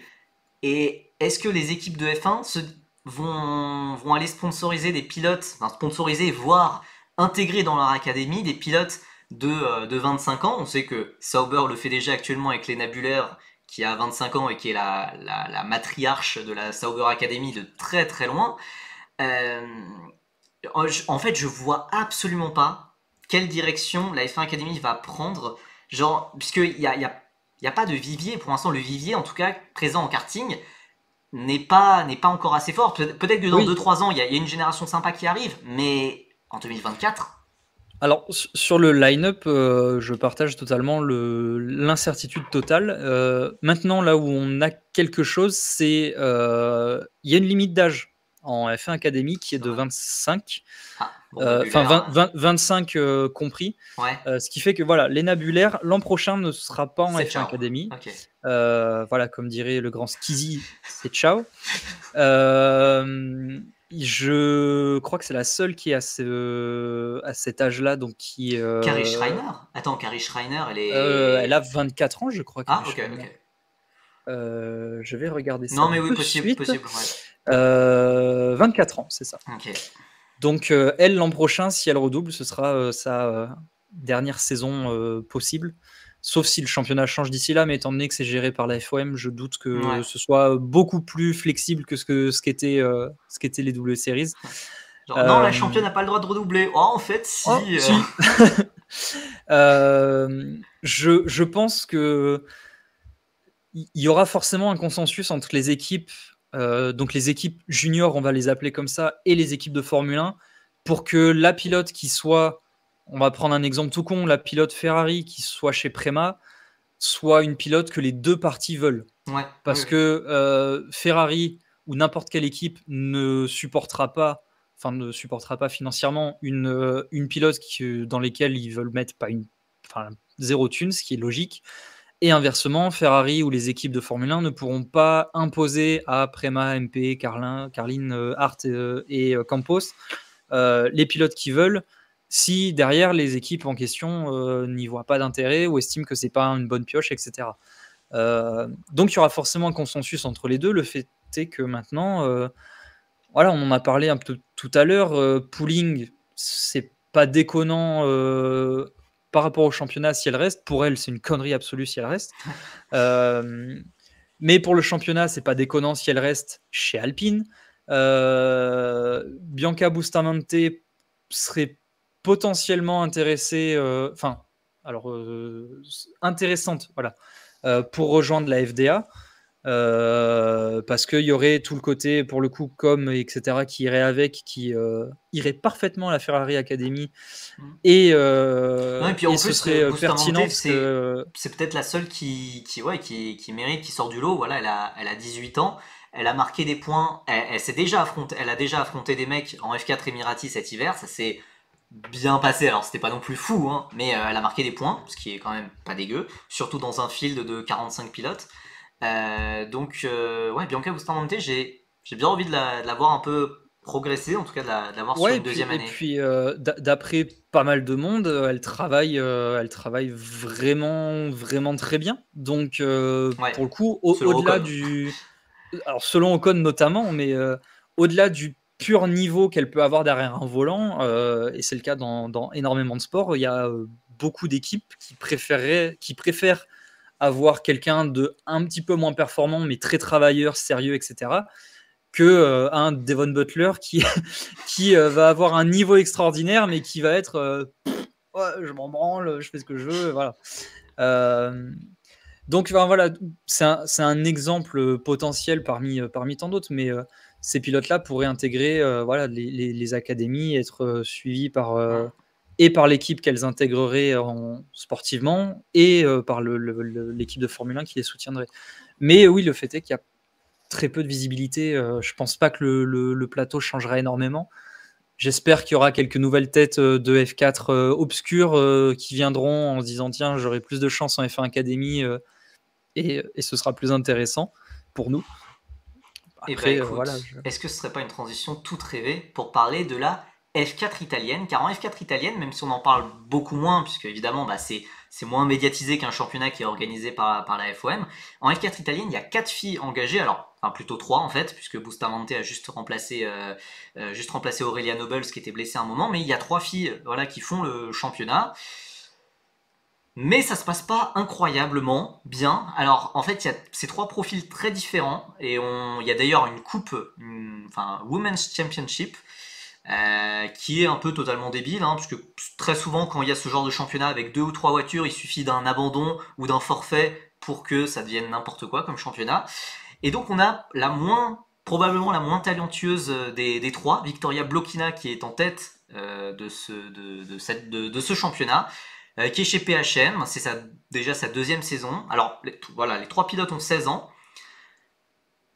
Honnêtement, c'est vrai que l'avoir en F1 Academy, ça pourrait être quelque chose d'assez intéressant, mais c'est vrai que voilà, en F4 italienne, elle n'a jamais rien montré, pour être très honnête. Alors que ces deux rivales, Aurelia Nobles, c'est déjà un peu plus intéressant. Il y a quelques Malheureusement, il n'y a pas encore de points, mais il y a eu des 11e places, il y a eu des qualifs parfois très intéressantes aussi, mais c'est assez brouillon quand même, c'est quand même assez brouillon, mais on sent qu'il y a quand même un peu plus de talent. Et surtout, moi j'ai envie de m'attarder sur Tina Hausmann. Tina Hausmann qui roule avec AKM. AKM Motorsport, pour ceux qui ne connaissent pas, c'est l'équipe de Antonelli, de Marco Antonelli, le papa d'Andrea Kimi Antonelli, qui est l'une des pires équipes, de F4 italienne. Il n'y a aucun détour, vraiment, ils ont un matériel vraiment pas fou. Et c'est pas dégueu. C'est pas dégueu, et avec une AKM, bah, elle se bat justement avec Aurelia Nobles qui est dans une Prema, avec Blokina qui est dans une PHM. Et donc, ouais, voilà, c'est sûrement la pilote la plus intéressante. On rappelle qu'elle avait fait un podium en tout début d'année dans le championnat hivernal des Winter Series. C'est pas une référence comme championnat, mais quand même. Et que aussi sur le premier week-end en qualification, elle avait été vraiment pas loin d'Enzo Dellini, au moins en qualification. En course, ça avait été plus compliqué évidemment, mais quand même, c'était pas dégueu. Malheureusement pour Tina Hausmann, le problème c'est plus le budget. C'est d'ailleurs pour ça qu'elle roule avec AKM et pas avec Prema ou avec voilà. Aurelia Nobles, elle est pétée de thunes. Elle est sponsorisée par Shell. Et enfin, voilà, Shell, voilà, on connaît. Hein, Shell, c'est un énorme sponsor à avoir. Donc voilà, j'aimerais bien qu'elle ait plus de budget, mais c'est clair que Nobles ou Hausmann, vraiment, c'est des pilotes que j'ai envie de voir en F1 Academy ou dans d'autres championnats. Enfin, j'aimerais bien les voir en F1 Academy pour voir vraiment leur niveau face à des pilotes dont on sait le niveau global, comme, bah alors peut-être pas Marta Garcia, puisqu'elle risque de pas redoubler, mais comme, enfin voilà, les sœurs Alcoubessi ou Abby Pouling, ce genre de pilote-là, ça pourrait être des additions assez intéressantes. Homero qui nous dit que Tina Hausmann avait battu Enzo Deini sur la première qualif. Alors, plus ou moins, Enzo Deini avait été plus rapide, mais, puisque évidemment je vais défendre mon chouchou, ils étaient dans des groupes différents, et Tina Hausmann était partie devant Enzo Deini sur la grille de départ, car le premier avait fait un temps plus rapide que le premier du groupe d'Enzo Dellini. Bref, on s'égare un peu, mais en tout cas ça veut dire qu'elle était quand même assez proche. C'est quoi comme marque Shell?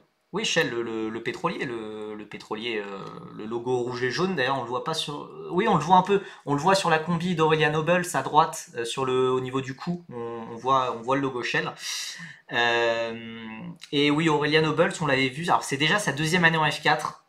C'est vrai que le fait qu'elle soit dans une préma alors que ses coéquipiers jouent le titre, c'est vrai que c'est pas fou, c'est vrai.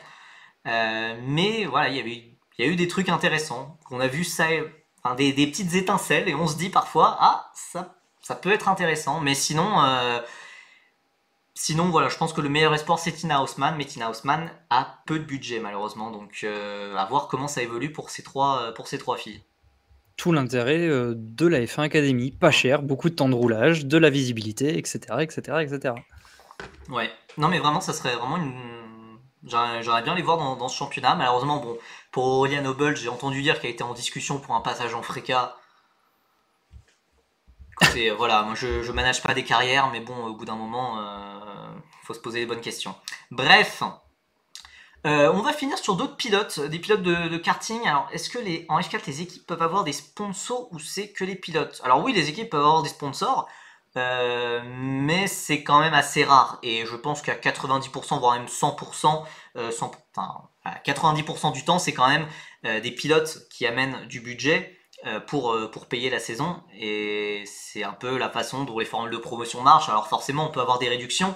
On peut avoir des réductions selon le talent du pilote. Tu vas pas demander autant d'argent à un pilote qui a tout gagné dans sa carrière par rapport à un pilote qui est 44e de F4 italienne. Ah oui, Homero, malheureusement, tu as manqué la partie maille aveugle. Bah écoute, ce sera toujours le temps de voir la rediff sur la merveilleuse chaîne YouTube Percy VOD. Abonnez-vous, Oh, mettez la c'était cloche. préparé ça, c'est sûr c'était préparé ça. Merci Homero, je te passe le chèque. Donc oui, alors pour Maille Aveugle, hein, pour la faire rapidement quand même, Maille Aveugle qui fait une excellente saison en Freca, et on espère qu'elle ira chez Prema. Je sais pas dans quel championnat serait le plus approprié pour elle, la Freca ou directement la F3.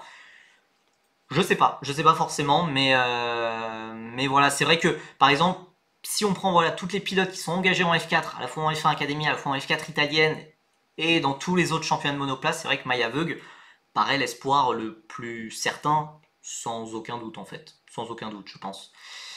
Mais il y a en karting, il y a des espoirs qui se préparent dans l'ombre. On ne sait pas exactement voilà, si ça montera très haut, si ça montera en F4 même tout simplement. Certaines n'ont tout simplement pas le budget. Oui, Lightning en F1 Academy, ouais, c'est des F4. Hein. C'est des F4 de Tatus. Donc les mêmes F4 qu'en F4 italienne ou espagnole, avec des petites modifications aéro quand même, mais sinon c'est la même. Package aéro différent. Ouais. Du coup, voilà, j'avais envie de présenter quelques pilotes pour ceux qui ne connaissent pas. Sita Van Mert, pilote belge qui teste énormément, qu'on devrait, je pense, apercevoir l'an prochain en F4 française, puisqu'elle teste énormément avec l'école Winfield. Bon palmarès, alors peut-être pas un palmarès, puisque c'est pas vraiment des titres, mais en tout cas, l'année dernière en karting, elle avait été l'une des meilleures pilotes du championnat belge. Enfin des championnats belges, hein. Il y a tellement de championnats en karting, je vais éviter de tous les faire parce qu'on va s'y perdre très rapidement. Mais voilà, pour nos amis belges ou notre ami belge, en tout cas celui qui est actif dans le chat, voilà, Sita Van Mert, c'est un nom à retenir. J'espère qu'on la verra en F4 France, mais question budget, je sais pas si je sais pas si c'est tellement la folie que ça niveau budget, mais elle pourrait aller en F4 française. Dommage, la belle Private Testing Merchant. Non, mais tous les pilotes, de toute façon, font ça. Et Vettel Spin, pour un fan de Théo Pourchère, je trouve ça assez gonflé de dire Private Testing Merchant. Mais bon. Donc voilà, Sita Van Mert peut-être à suivre l'an prochain en F4 française. Alors c'est vrai qu'il n'y a pas de F4 belge, hein. C'est dommage. Il y a la Formule 4 Benelux qui arrivera bientôt, bien évidemment. La Formule 4 Benelux qui n'était pas du tout un hoax de Feeder Series, hein. Pas du tout. Bref, Lisa Billard, évidemment, si vous me suivez sur Twitter, si vous me suivez sur YouTube, ou même sur TikTok, j'ai honte, mais voilà, je fais un TikTok quoi. Pour parler de Lisa Billard, 13 ans, donc née en septembre 2009, ça picote hein, forcément, qui est protégée Alpine, hein, on l'a vu, on l'avait vu au début, là c'est elle ici, voilà, donc protégée Alpine, et selon toute vraisemblance, elle devrait faire elle fera même, je peux même le dire, hein, elle fera la F4 française dès qu'elle aura ses 15 ans, donc elle fera la dernière manche de F4 française l'an prochain, avant de partir sur la F4 française en 2025. Après, vu qu'elle est soutenue par Alpine, est-ce qu'il n'y a pas un monde où elle fait un double programme avec la F1 Academy? Pourquoi pas. Ça peut être intéressant, mais voilà, budget, enfin voilà, sa famille ne roule pas non plus sur l'or. Faudrait vraiment que Alpine paye énormément. Et c'est vrai que Lisa Billard pourrait en valoir le coup. En tout cas, c'est clairement, je pense, c'est la pilote féminine de kart la plus intéressante. Je sais pas si tu as quelque chose à dire là-dessus, Tim. Mon téléphone a eu quelque chose à dire. Il en est J'ai tombé. J'ai entendu. Il en est tombé tellement il est subjugué par cette jeune pilote. Exactement. Non, pas grand chose à dire. Pour le coup, je connais le nom, je suis de très loin. Je suis pas autant malade que toi à regarder ce qui se passe déjà dès le karting. Oui, le fait est que c'est vrai que ça a l'air d'être un très gros prospect. Alors féminin d'autant plus, mais même de façon générale, ça a l'air d'être un gros prospect tout court. Donc il y a intérêt pour le coup Alpine à ce qu'ils mettent des billes dedans et je pense que tu ne cesses de le dire sur cette chaîne et en tout cas moi dès que je peux en parler, je ne cesse de le dire que la F4 française est une merveilleuse école pour permettre à des jeunes talents d'éclore ou en tout cas de finir de germer. Donc si le passage se fait par la F4 française, c'est tout bono en fait. Donc, Après, je pense que juste, alors s'il y a le budget encore, enfin c'est assez rare les pilotes qui font 2 championnats de F4 en même temps, mais le fait de faire F4 française et F1 Academy, je trouve que ça serait vraiment top. Bien sûr, il y a le budget qui rentre là-dedans, mais dans le sens où il y a le budget qui rentre là-dedans, ça ferait une saison à prix de base à 220, 250 si tu tapes un peu large. Là où avec tes 250, tu fais pas une saison de F4 ailleurs, quoi. C'est pas faux. Ou très difficilement. Ouais, ou dans Donc une équipe bien nulle, quoi. Ouais, non, non, ça se tient. voilà. Donc en soi, c'est jouable. Hein. Non, ça se tient. Non, mais surtout, oui, parce que le désavantage de la F4 française, c'est que tu bosses pas avec des équipes. Alors, il y a quelques ingénieurs d'ART qui sont là parfois de temps en temps, mais tu t'as pas ton ingénieur, t'as pas tes mécaniciens, t'as pas, voilà, tu fais pas partie d'une équipe. Ça, c'est des choses pas forcément primordiales à apprendre en F4, mais ça peut, enfin, le fait d'avoir les deux, d'avoir les avantages de la F4 française, donc ça veut dire tout le monde à voiture égale et voilà une préparation identique, tout le coaching qu'il y a derrière aussi à la FFSA, plus les avantages de la F1 Academy, un championnat par équipe, la visibilité qu'il y a avec, même si du coup je me dis la visibilité ça peut aussi être un peu un souci, enfin dans le sens où est-ce que des pilotes si jeunes peuvent tenir une pression aussi importante d'un coup. Surtout, bah alors, les athlètes français, on sait que c'est pas forcément les meilleurs pour tenir la pression. Donc ouais, je sais pas si ce serait forcément lui rendre service, mais à voir. En tout cas, si elle résiste à la pression de la F1 Academy, d'un championnat aussi exposé médiatiquement, elle peut aller très loin en tout cas.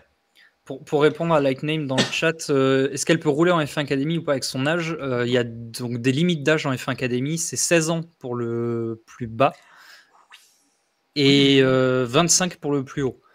Oui, bah en fait d'ailleurs ça pose souci en fait, puisque en fait normalement tous les championnats de F4, FIA c'est 15 ans, dont la F4 française, mais c'est vrai que la F1 Academy a mis une limite de 16 ans et je sais pas pourquoi. Ben, je crois que même en F4 française, si tu as 15 ans, tu es dans un championnat à Non, part. non, Tu non, n'es non, pas dans le c'est 14 championnat. Ah ans. non? Enfin c'est Ah 14 ans d'accord. et d'ailleurs depuis 2022 il y a plus les pilotes de 14 ans, mais c'est 15 ans normalement dans toutes les F4.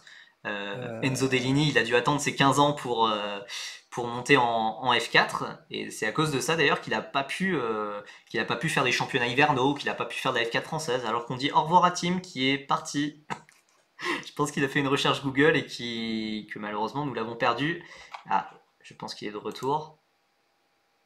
Oui, allez, on Oui, t'affiche. c'est bon. C'est bon. Yeah! Oui, j'ai fait ma recherche Google et parce que j'ai eu le doute, parce que je pensais que c'était 16 ans pour justement coller aux autres championnats Hmm. de F4. Et non, non, c'est bien 16 ans, 16-25 ans, l'âge en F1 Academy. Bah du coup, enfin, j'ai aucune explication. Enfin, pour moi, c'est débile, mais Bah ouais, pour le coup, je sais pas trop. bon, ok, Voilà. bizarre, bizarre.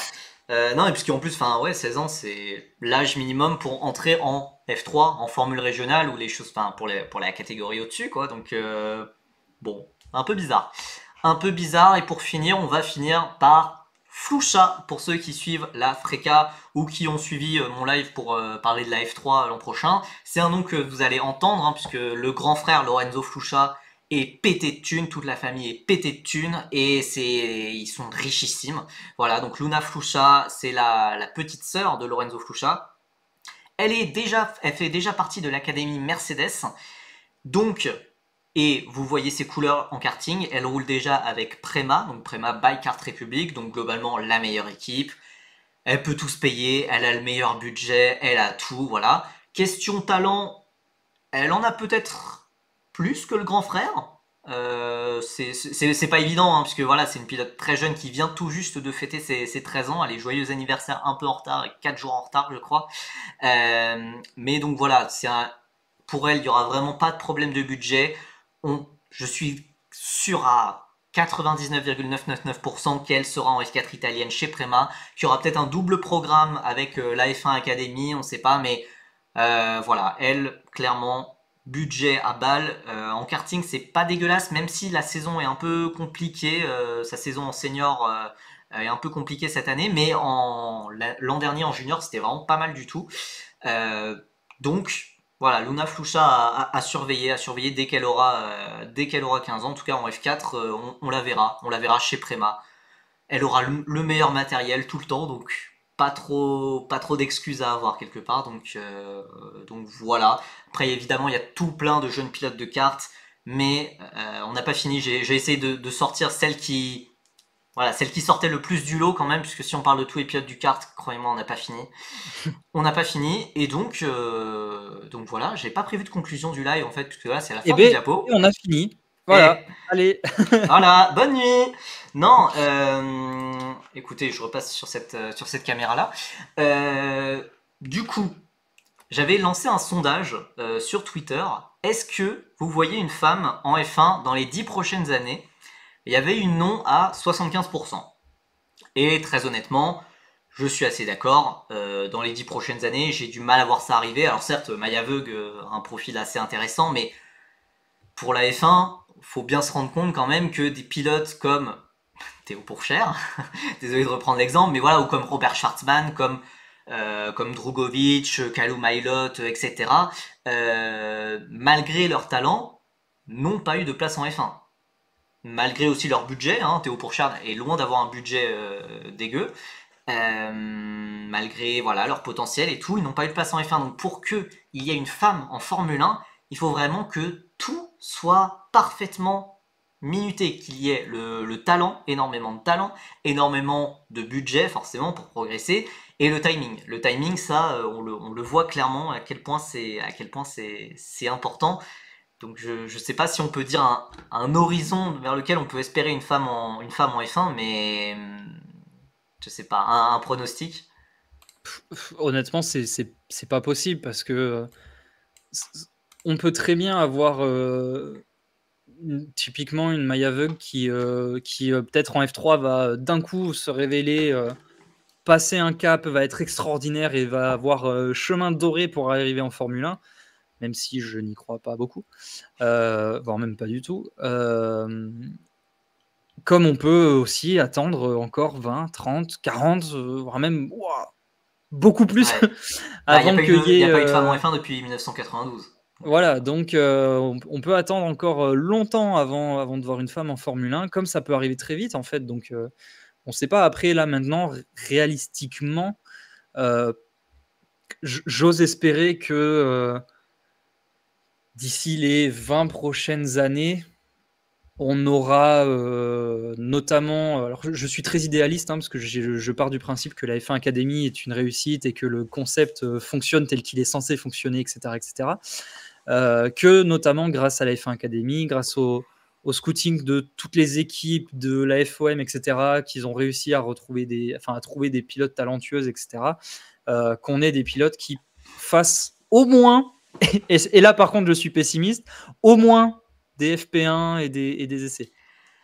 Ah Oui, oui, bah après des FP1, mais après un poste de titulaire, ça me paraît plus compliqué ouais. à imaginer, mais encore une fois, tout peut aller très vite. Mm. Mais pour le coup, j'ai moins de mal à me dire que une pilote. Après, pour le coup, une FP1, si le projet Sophia Flörsch monte en F2 l'an prochain et qu'elle est Oui, toujours chez Alpine, Alpine oui. peut très bien se dire sur un Grand Prix, on la met dans la voiture, ça te fait la com, ça te fait le. Tu sais que pendant 1 heure, tu as la caméra qui va être sur ta gueule. Ouais, totalement. En vrai, Pen totalement. pendant tout le reste de la matinée, tu vas avoir toutes les caméras qui vont être dans ton garage, les interviews, les trucs et tout, blablabla. Et en même temps, tu as fait rouler un des jeunes pilotes que tu es censé faire rouler dans l'année pour En avoir vrai, ton mais truc. oui, en fait. Enfin, en Donc, vrai, je serais dégoûté pour Victor Martins ou Jack Doohan, hein, ou voilà. Mais en vrai, enfin, ça fait sens. Et oui, j'avais justement une question, ouais, pour les points de super licence, oui, puisque non, je crois qu'il en c'est faut vrai. 25 ou avoir fait 6 courses en F2. Je crois. Enfin, je sais pas si c'est et ou en fait. Puisque s'il faut 25 points de super licence, c'est vrai que c'est mort pour une FP1 pour Sophia Flörsch, avec tout le respect. Ouais, attends, ça se vérifie ça, hein, de toute façon. Bon, La si, page si, si, Wikipédia, FIA super licence. Ouais, je sais. Après, c'est très optimiste Ouais, pour elle, mais comme plan que je mets là sur la table, mais en soi, voilà, c'est pour dire que théoriquement, ça pourrait éventuellement, avec des grosses pincettes et plein de guillemets, et voilà, arriver, mais du coup, Free Practice Only Super License, donc il faut avoir 18 ans, logique. Il faut avoir une licence grade A, blablabla. Il faut avoir un permis de conduire, ok. Et il faut passer un test théorique, ok, pas de souci. Et il faut avoir terminé 6 courses en Formule 2 ou accumulé 25 points de super licence sur les 3 dernières années. donc Donc, c'est jouable. Sophia Flörsch pourrait totalement être dans l'Alpine A524 à la place d'Ocon ou de Gasly l'an prochain. Pour une séance d'essai libre, hein, pas pour un Grand Prix quand même.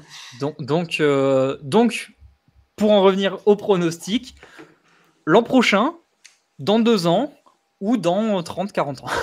Voilà, ça vous a aidé super. En vrai, ce serait fou. Ça serait assez fou. Mais En vrai, j'espère que des gens ont clippé ça et qu'ils pourront le ressortir et qu'on pourra être couvert d'or le jour où ça arrivera. Totalement.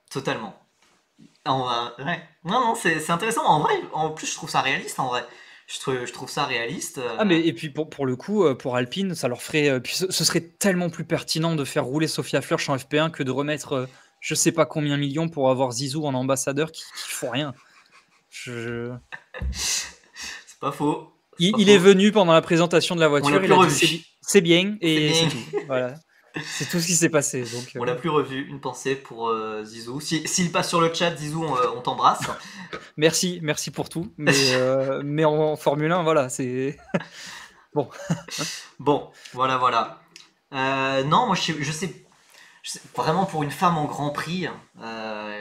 Voilà, il y a tellement de facteurs qui entrent en jeu. C'est tellement impossible à prévoir. Mais j'ai envie de dire ouais, une prédiction, je sais pas, 15-20 ans, mais même. Même en soi, c'est impossible. Tu vois, on s'en est à un point où si là, il y a un visiteur du futur qui va me voir qui me dit mec, dans 20 ans, il y a une meuf qui fait une saison complète de Formule 1. Je lui dis ouais, ok, je te crois. Ouais. D'un autre côté, s'il y a un mec qui vient de 100 ans, ça ferait chier, hein, mais de 100 ans, et qui me dit il n'y a aucune meuf qui a fait une saison complète de Formule 1, ça me fait chier. Mais j'y crois, ouais, non mais. Mais ça me paraît pas non plus déconnant. C'est triste à dire, mais ça me paraît pas impossible non plus. Mais en parce fait, pour que l'instant, vu que le nombre de pilotes est tellement inférieur, de pilotes féminines est tellement inférieur que le nombre de pilotes masculins, que le ratio possible d'avoir une pilote aussi talentueuse que ce que demande la Formule 1 est infiniment réduit par rapport à ce que les pilotes masculins ont. Donc, non mais c'est ça, sur 100 pilotes de karting, il y en a 98 qui sont des mecs, 2 qui sont des filles, hein, grosso modo. Sur les 98 mecs, il y en a peut-être 4-5, je parle vraiment des catégories de jeunes, hein, vraiment, il y en a 4-5 qui feront peut-être une carrière pro, et sur les 2 filles, il y a peut-être une qui on a de la chance, mais enfin c'est beaucoup plus compliqué forcément. C'est pour ça que mais c'est pour ça que la F1 Academy, ça peut créer les vocations et tout, voilà, c'est pour qu'il y ait plus de filles dans le sport, mais c'est pas évident, c'est clairement pas évident. Moi je pense qu'avec la F1 Academy, dans les 10 prochaines années, max il y aura une fille, dans les 10 prochaines années, ça me paraît méga optimiste. Parce que vraiment dans les 10 prochaines années, ça veut dire ça veut dire une pilote qui arrive en F1 Academy dans 2-3 ans. Ouais, ça veut dire ça peut vouloir dire une Lisa Billard. Et dans ce cas, je signe des 2 mains. Mais non, moi ça me paraît trop. Moi je suivrais ton raisonnement de dire une vingtaine d'années parce que je me dirais le temps que la F1 Academy soit mature, il faudrait une dizaine d'années et que ensuite tu es le flot de pilotes qui passent et que tu arrives à en choper une qui est le niveau et que elle tu la tires vers le haut. Mais voilà, comme dit GRM la base, il peut se passer tellement de choses en 10 ans que on peut avoir une pilote qui du jour au lendemain sort de nulle part, roule sur tout le monde et fait une Oli Berman et arrive en Formule 1 et là on la regarderait tous avec des gros yeux de se dire waouh. Ouais, non mais c'est okay. Ça, enfin, genre mais en fait c'est comme par exemple genre les pilotes bulgares, il y a 0 pilote bulgare et il suffit d'un seul pilote bulgare qui sorte du lot, comme un Nicolas Tsolov. Bon, alors il fait pas une saison géniale, mais voilà, comme un Nicolas Tsolov, et ça monte dans la hiérarchie, ça monte l'échelle, et puis ça peut aller en F1. C'est juste qu'il y a très peu de pilotes bulgares, il y a très peu de pilotes féminines, donc c'est forcément plus compliqué. Mais c'est vrai que tout peut arriver, c'est juste une question de statistiques en fait. Hein. C'est ça. Bon, écoutez. Sur ce, 20h45, je pense qu'il est l'heure de manger, en tout cas au moins pour moi. Je sais pas si vous dans le chat ça mangeait devant le live. Dorian Pan en F3, non, toujours pas. Non, non, arrêtez avec le harcèlement. J'aurais pas dû parler de ça lors du live. Et comme le dit Vettel Spin, c'est vrai qu'il y a encore moins de pilotes féminines bulgares. Ça, c'est extrêmement... Faudrait d'ailleurs faire quelque chose pour ça, je pense. Ouais, il y a un gros problème. Je vais en parler avec la fédération bulgare. Je pense qu'ils seront extrêmement intéressés de mon avis, de notre avis, partagé par tout le chat. Bon, écoutez, sur ces bêtises, je pense que on va se quitter. Le prochain live, normalement, la semaine prochaine pour sûr, avec une preview évidemment du retour de la F2 à Zandvoort. Comment est-ce que Théo Pourchaire va perdre la tête du championnat et on va se dire mais pourquoi on vit, pourquoi on regarde la F2? Comment Isaac Hadjar va se cracher dans les stands? Comment Victor Martins va se faire pénaliser? Écoutez, vous verrez ça dans le live de mercredi prochain. J'espère potentiellement faire un live supplémentaire, peut-être avec un pilote, on ne sait pas, ça dépendra des disponibilités des pilotes. Mais voilà, il y a quelques noms, je discute avec quelques noms, dont Evan Gilter, comme je l'avais dit lors d'un live précédent.